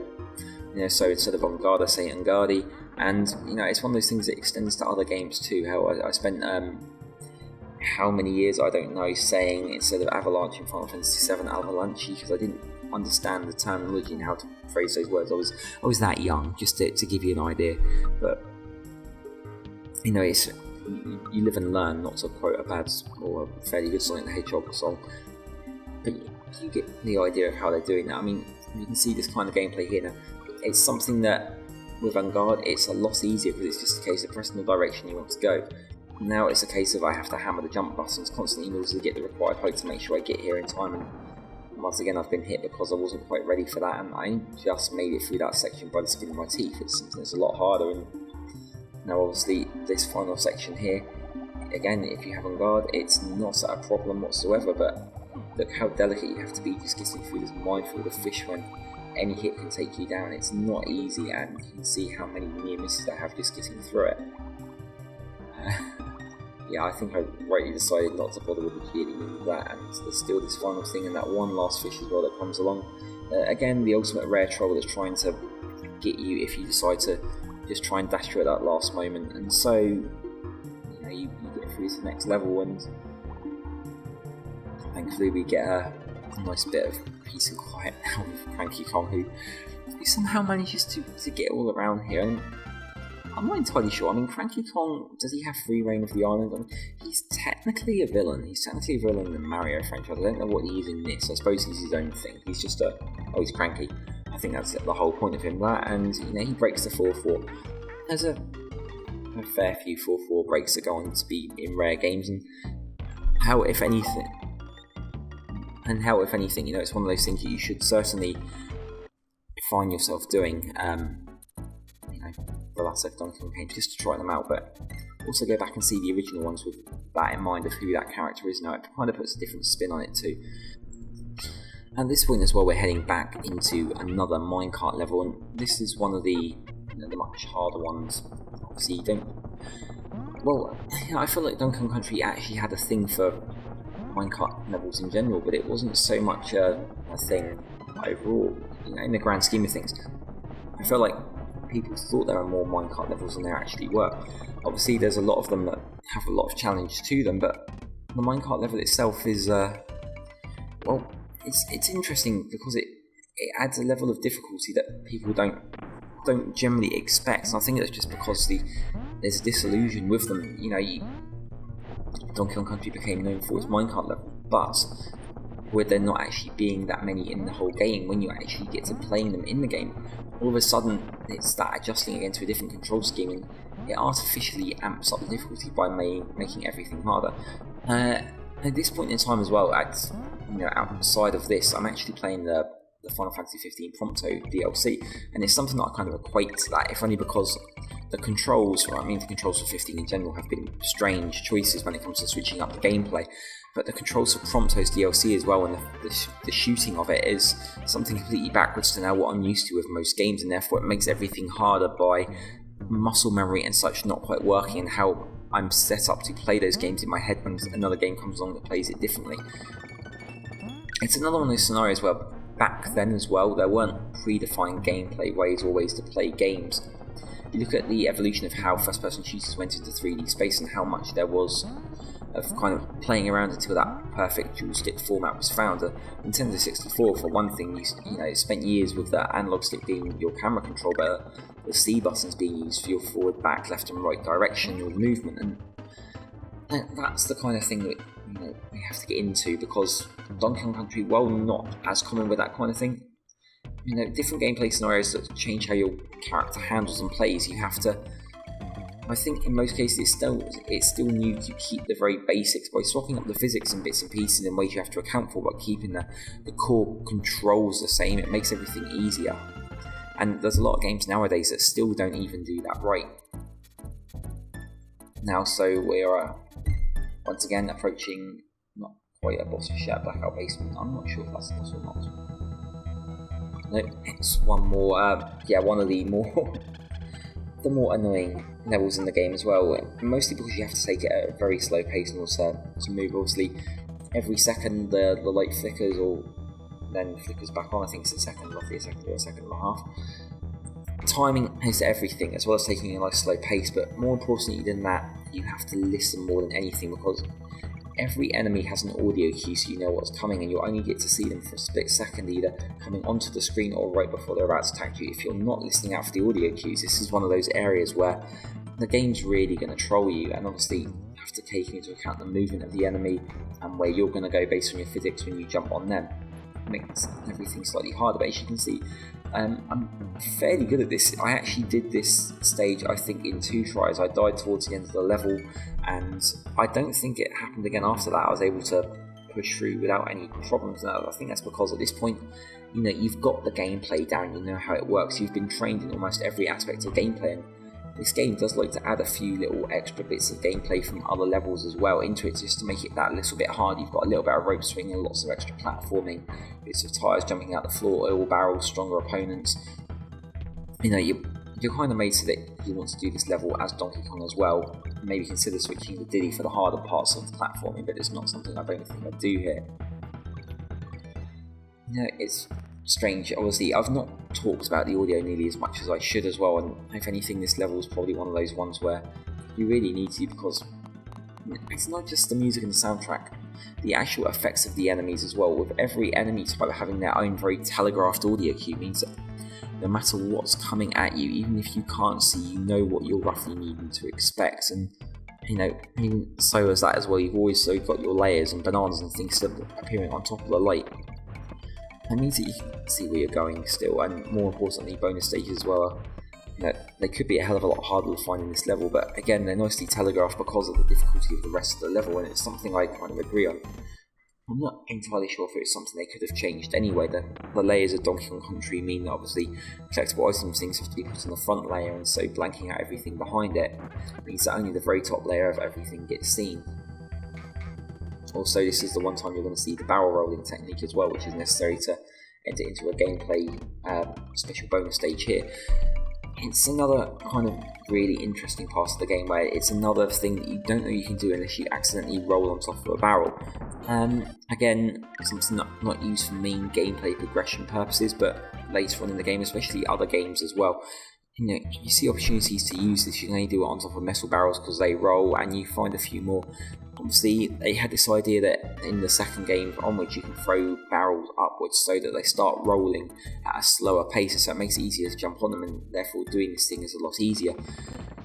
But it's just another little extra that I imagine most people don't necessarily know. Now, I say all this as well, but back then games actually had instruction manuals coming from them, or coming with them, and therefore, you know, these skills may actually be in there. I couldn't actually tell you off the top of my head, but some things feel like they're hidden, and some things feel like they probably weren't told because there's so little reason to use them. But if you're going to go ahead and code something, you might as well tell people it's there as an option for you, even if there's very few opportunities to actually use it. This boss as well, this barrel boss, is kind of a one of a kind for the game. That it's the only one in the game that actually you know, throws enemies at you and finds about. It's an absolutely original model spray as well, even though it's kind of just a one thing. It's actually really hard too. The amount of times this thing killed me, mostly because of these armadillos that are a lot harder than I really want to expect. And they kind of knock off the timing because they come out and then they roll in midair without physics affecting them, which means that your timing and jumping for that isn't well planned. But ultimately, again, the boss is something that kills itself too. It's just slightly different. So here we go, Tanks Up Trouble. This is the one level that I mentioned where it's all about finding the fuel for the different platforms you come across. Adds an extra layer of skill and complexity to everything, if you have to obviously consider what you need to do and what jumps you need to go for, and you know, it can make the timing really tight. But at this point in the game, it's the last level, there's only a few actual levels left, and the difficulty of everything gets a lot harder, and again, bonus stages as well. You can see my lives slowly ticks up again. I think we might have one more animal bonus stage as well to get those lives up a bit further before the end of the game. And this is one of those levels as well where the bonus stage just knocks you back to the start, so you have to then you have to do it properly. There's no more shortcuts, there's no more really things that actually help you along. Yeah, it's all platforming based now. You've got to be good at Donkey Kong if you want to get through this last level. And you can see they're already introducing kind of modifiers to make it a little harder to get the fuel. So you jump off, you bounce on an enemy, or you on a floating platform that will fall, and you have to get that timing right in order to make it stick. Obviously, I'm not going to go for every single item here, but I think some of them I probably will end up going for. Yeah, mostly because it's I don't think I've actually mentioned so far that you can actually jump higher off enemies by holding the jump button. It's one of the things that I haven't really spoken about much, and I probably should have. It's another one of those basic things that, again, I don't think it's told, but it's fairly obvious. Obviously, you hold jump anyway, and you're fine, and you'll go higher if you hold the jump button. And that same thing extends to when you're bouncing off enemies too, which means obviously you need to time it right to do everything. You can use it to stay in the air longer when you need to, or to quickly progress past a few enemies if you need to really quickly. By not holding it, you can quickly jump from one to the next when you're given enemies in sequence. But you can just see now it's starting to get a lot more tricky, to say the least, in what you've got to do. Now the tyre rolling aspect is brought into it as well, and the timing again, once again, very, very tight. And you can see where you don't need to keep the tyre after that point, but obviously if you want to, you can, but it does provide you with the barrel there to get that other fuel tank if you don't have it. Again, slightly tight jumping. Donkey Kong isn't a requirement to use for these later levels, but the problem is that the game has kind of trained you to never know when you're going to get a curveball, and so you kind of just want to be ready, especially with such little time to actually get everything done. You're now getting barely 2 or 3 seconds of fuel per thing, so you have to be perfect on that timing. Another one of those situations there where you actually need to duck. Well, you don't have to duck, again, Diddy can jump, but ducking is an underused aspect of the game. Obviously there's a few sections of the game you actually roll under things too, which have happened with the snakes and bits and pieces in the cave levels. It's not overly explored as much as it could be, and the need to duck as well, there's only really one vulture in the game that you need to. So here we go, one more super hard level to kind of take the edge off too. And so these things as well, I find one of the more annoying things. Obviously they're absolutely invincible in almost everywhere. You can't do anything to beat them, to stop them, and therefore it's the perfect time to bring in Rambi for that extra little bit of platforming error. See, this is the thing now. In order to use an animal that is invincible, you have to have something that is naturally invincible as well for it to need to still be a threat of a level. This far going into the game, there isn't that much of an opportunity to use Rambi anyway, because he doesn't allow for a wide range of platforming. Obviously he can't climb, he can't jump ropes, he can't jump over things. There's not much he can do as a character other than run through enemies, and while that makes for an extremely entertaining thing to happen in the level, if you want to do very challenging stuff, there's not much else you can do. Obviously you can see now I was stuck with Diddy, so I was carrying that TNT just in case there's another bonus level I thought I missed, but there is another barrel here that you get, so yeah, it's not the worst thing. See that? This is the thing as well, I may have mentioned this earlier, but obviously Donkey Kong holding barrels up, so I had to throw it at the wall. I couldn't just walk into it, but with Diddy I could have. Here's our claptraps again. And again, I'm going to get hit now because the timing on one of them isn't so bad, but trying to judge the timing for 3 of them, I just didn't want to waste the time really for such little kind of progress and reward other than some bananas and maybe a few lives had I got to the end. I don't see the point of kind of prolonging the bonus stages more than I need to for that completion percentage. If there's something I feel like I'm going to get this good from it, I'll do it, or I just feel like I'm up to the challenge. It's not going to take too long, otherwise I don't generally bother with them. But you can see here as well that those blue guys Diddy can't take down, so in this case I just opted to ignore it completely and jump over it. I used the cartwheel there, but it's not something I generally used to use. Mostly because using the cartwheel and Donkey's roll to an extent as well, it's interesting because it speeds you up a lot and it obviously propels you forward, and it can propel you forward far enough with enough enemies that it actually knocks you off the screen. In these later levels, I don't actually know what's coming. I don't know if I had to stop, and you can see with Diddy, as I chose to cartwheel into that, I then carried on that cartwheel and running right into one of the spinners that got me. That's why I don't like to do that, and I prefer jumping as opposed to rolling. It just works, and I think that's the standard platform mentality as well, that I think we've been trained by Mario and Sonic that jumping needs to be the solution. And obviously, if you want precision, jumping is the solution you need, and that's why I tend to favour that over the rolling.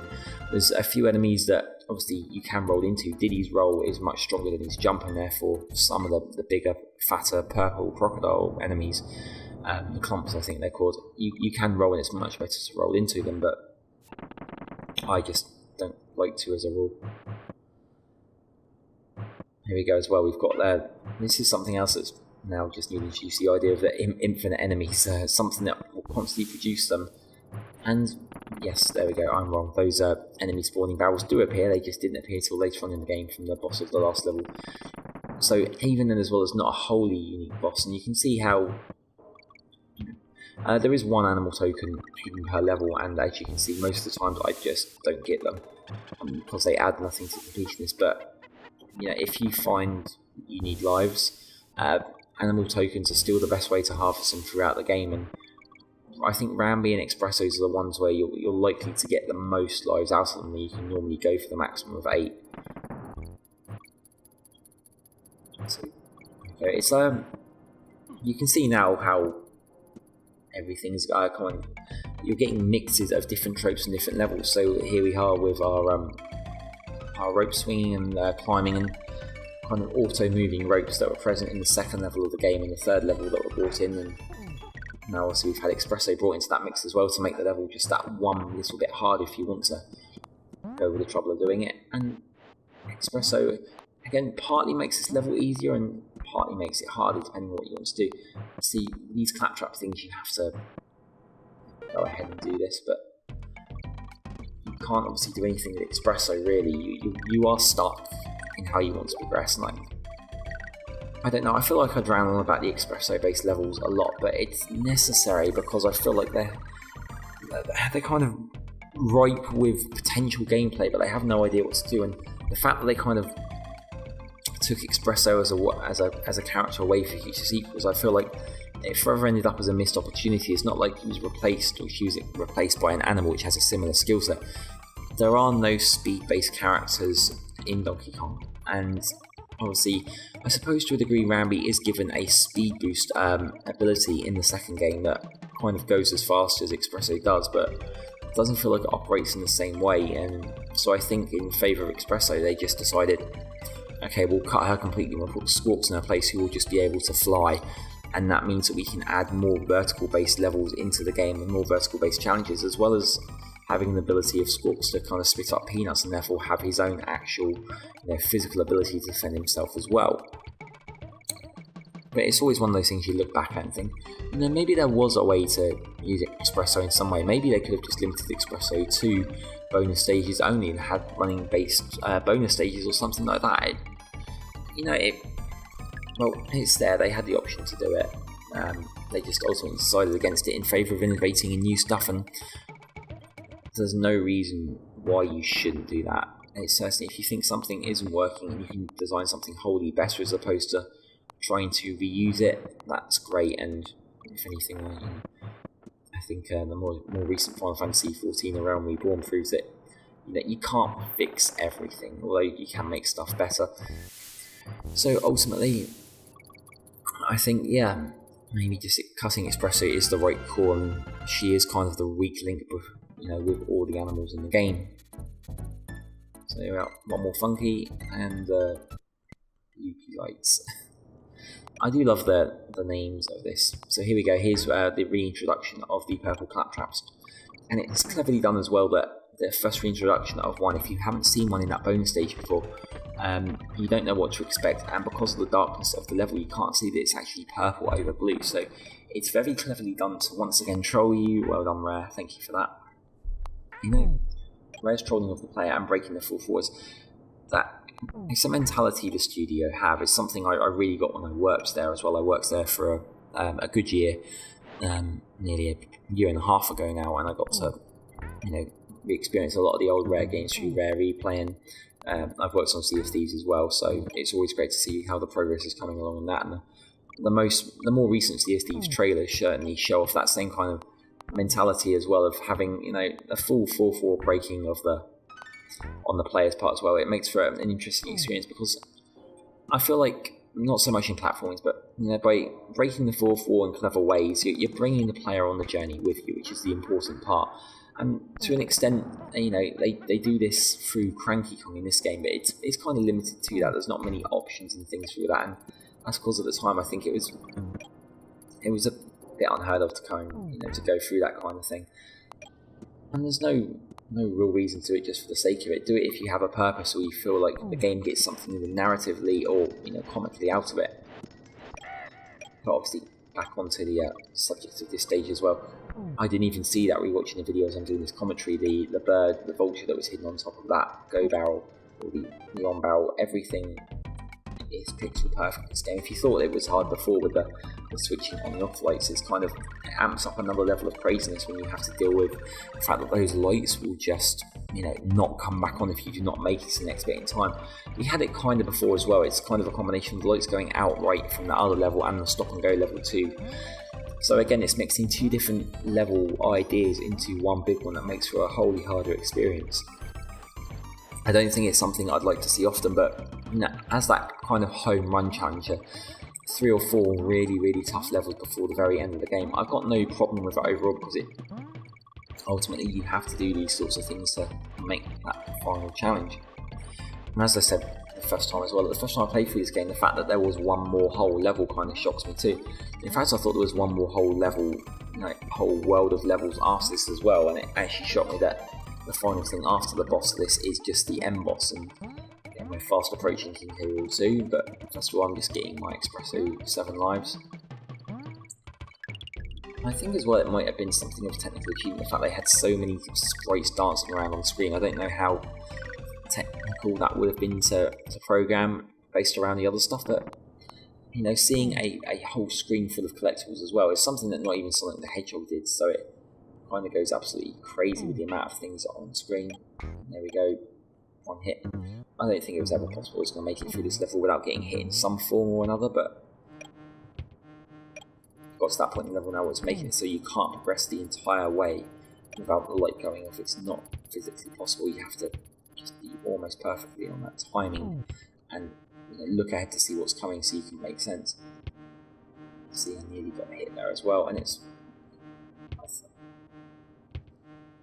Well, you have that luck, I think, in this case, that you don't see the barrels coming, but you can see the eyes of the enemies too. What's white shows up, and it gives you that little bit of telegraphing because you can't hit it perfectly, but you can slightly see the outline of Manky Kong too to make that a little bit easier as well. And there we go. One more little troll from Rare, just to make it that much more harder. They do love doing that, but if anything, at this point you should know it's coming. And there you go. Save barrel, let's see our percentage, 94%, which is actually 96%, which lets me know that obviously we have a boss, another boss, and one level left. Yes, this is the final level of the game.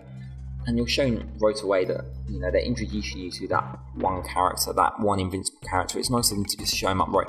The problem is, I took a barrel and I hit him right away, and I didn't discover that that was the only way to beat him, and that's one of those things that you don't get. You have to learn to experiment, and to Rare's credit, they've given you the opportunity, but by putting the barrel there right away, I feel like maybe sticking that barrel behind you, and so you just try and charge that enemy straight away and see how you'd fail beforehand. But the option's there, and you see it, and you should learn. But I think in this case, the way the game progresses, you don't always learn those things, or you'll just take the first instance of everything and roll with it, and that's essentially what happened there. So I don't want to say for sure, but I think this might be possibly the level I most had to replay as part of this playthrough. It's not so much this section. I kind of got fairly good at this section early on, but I was trying to obviously clear the game perfectly, and that meant obviously not stopping for save barrels and doing levels in one go where possible. And in this case, it's the latter half of this level that's extremely hard. You get these arrow bits here which go on falling platforms, and You then have to grab barrels and destroy enemies, the invincible enemies that are on the other ledges you need to jump to in time before your ledge disappears. It's not easy, as you can see. This is a sequence that you're being trained up for now by having enemies that you can destroy with anyone, and you still have to see that you have to go, jump, move, go, jump, move. It's a nice little sequence, and now the enemies, obviously you're shown that they're going to get harder and harder by making bigger enemies, so if you're Diddy at that point you might get a bit of a shock. This is just a little bit of fun, relaxing, I think, before it sticks you into that one more final challenge, and here we go. This is it. I've chosen to do it as Diddy, mostly because Diddy can jump higher, which means I've got a better chance of making the jumps, and because he has the barrel in front of him, it means he has a slightly shorter range, but that means that I can wait a little bit longer before I need to throw the barrel to make sure I've got to the distance I need to be. But it's just hard to describe how hard it is to pull this off, especially the first couple of times you try it as well. It's perfection you need to be. And you can see the sequence of, look how many jumps and things I've had to do without actually having any sort of final thing, and there we go, and one hidden bonus stage as well, just to finish it off. The very last bonus stage of the game as well, so let's see if I'm going to bother with it or not, because at this point I honestly don't remember, but I think I was just so thrilled to have made it at that point, and I got it too, and it didn't really matter, but that's it, that's the main bulk of the game, and we're on to what's now the boss of the world and the final boss. And no last minute trolling as well. I think had they chosen to have done it then, it would have been the ultimate buzzkill after all of that. So we're going to stop him with Cranky. Busy all of late. It's probably busy because he's been nothing but sat in the middle once again of all the premiers there. So moving on now to the final boss of the game as well. After again one more saving, and we should be at 98%, I think, 97.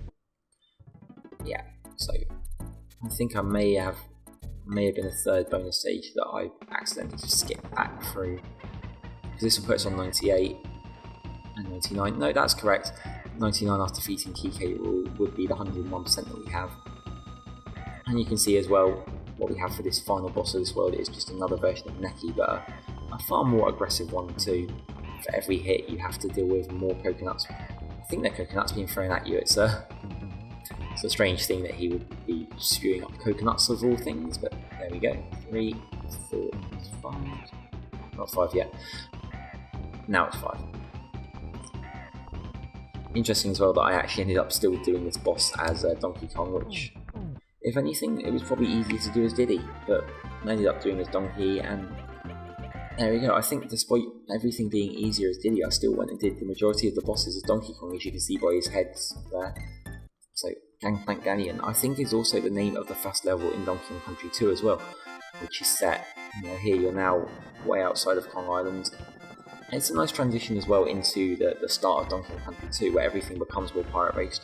And you've got a nice pirate based tune as well that again goes to kind of sum up the kind of tunes you're getting in Donkey Kong Country 2. But there we go, down to Diddy Kong already just on his own. K. Rool has 3 stages to him as a boss, so he's got 9 hits altogether, but there's a little trick between the rest of them. So you see here, that's the first 3 hits down, and he swaps up his pattern of now being to jump.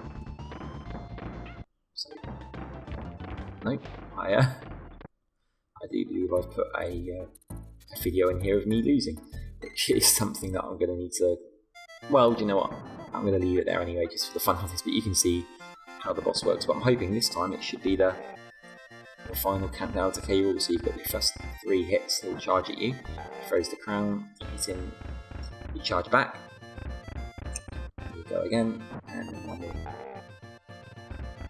At this point, we will then swap jumping after this. But you can see by looking at them, the jumping section is a lot easier if you're Diddy, because you have that higher jumping range. And I don't know what it is about these cannonballs, but I find these cannonballs harder than the rest of the boss to do. So they go one way, throws the crown, that's your option to get in there. Does it again, he jumps to the other end of the stage. More cannonballs, but this time we'll get 2 repetitions of them, so we'll get this one going this way, and they'll come back. I think it's because of how the layers work that it does make it somewhat hard to actually judge when the ball has gone forward enough that you can actually run behind it without getting hit. The ball doesn't noticeably seem to change size, which makes it harder to judge, and yeah, it makes this kind of the hardest part of it. Possibly the hardest sequence of dodging in the game. No other boss has anything like it, and it's rather annoying to say the least. There you go, throwing the crown, got ya. And that's it. Or is it? That's the thing, I've only counted 6 hits. And as you may have noticed straight away, there's lots of K's here, there's lots of credits and coding and characters, and it's rare, doing the rare thing of trolling you one last time. Is it the end? No, it's not. We have one more repetition to go through. K-Rool is not quite done yet, and he's coming back for more. Yes, this got me the first time I played the game. It's annoying, and obviously you don't need to duck them, but you need to be ready for the fact that he's going to jump over you, and then he swaps up his way of jumping again. So it's not like he's getting further each time now. The kind of jump he does changes each time, and now for that final one, there's big jumps. You have to get the timing just right, and then you go, and one more hit, and that's it. That is the game. That's the final boss. And if anything, I would have liked more bosses like K-Rool, not necessarily ones that troll you, but ones that kind of cause you to switch up how you play, having different amounts. And obviously that's it. We're back with Donkey. Because technically the game isn't at 101%, he's going to chastise me and say that I haven't found all the bonus stages and everything. You get a different message, obviously, if you have done that. And I did like that in the future games as well, they actually have your percentage up against other big Nintendo characters, as well as a couple of homages to other animals too.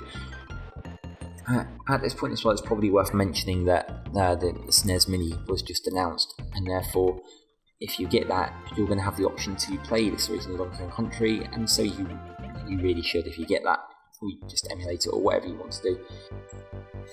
And so the game's running off by going into the credit sequence, where it just shows off all the enemies and the characters and things, well, everything you've seen through the game that moved, basically all the sprites from every character, from the basic enemies to eventually Diddy and Donkey Kong that we're going to see in a rather nice animation as well.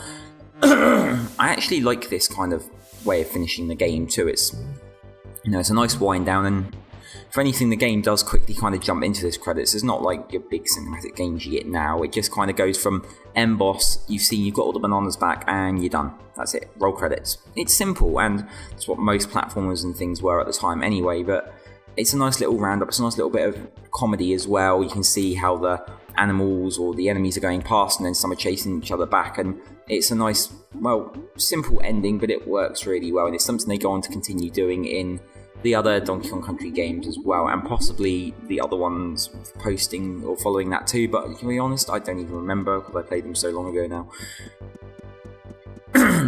I suppose anyway, the last thing really is to just kind of thank you for joining me on this journey that I've done. I know it's a bit of an experimental thing to try and do something like this. I've not done it before, and I wanted to try it at least while I had the time to.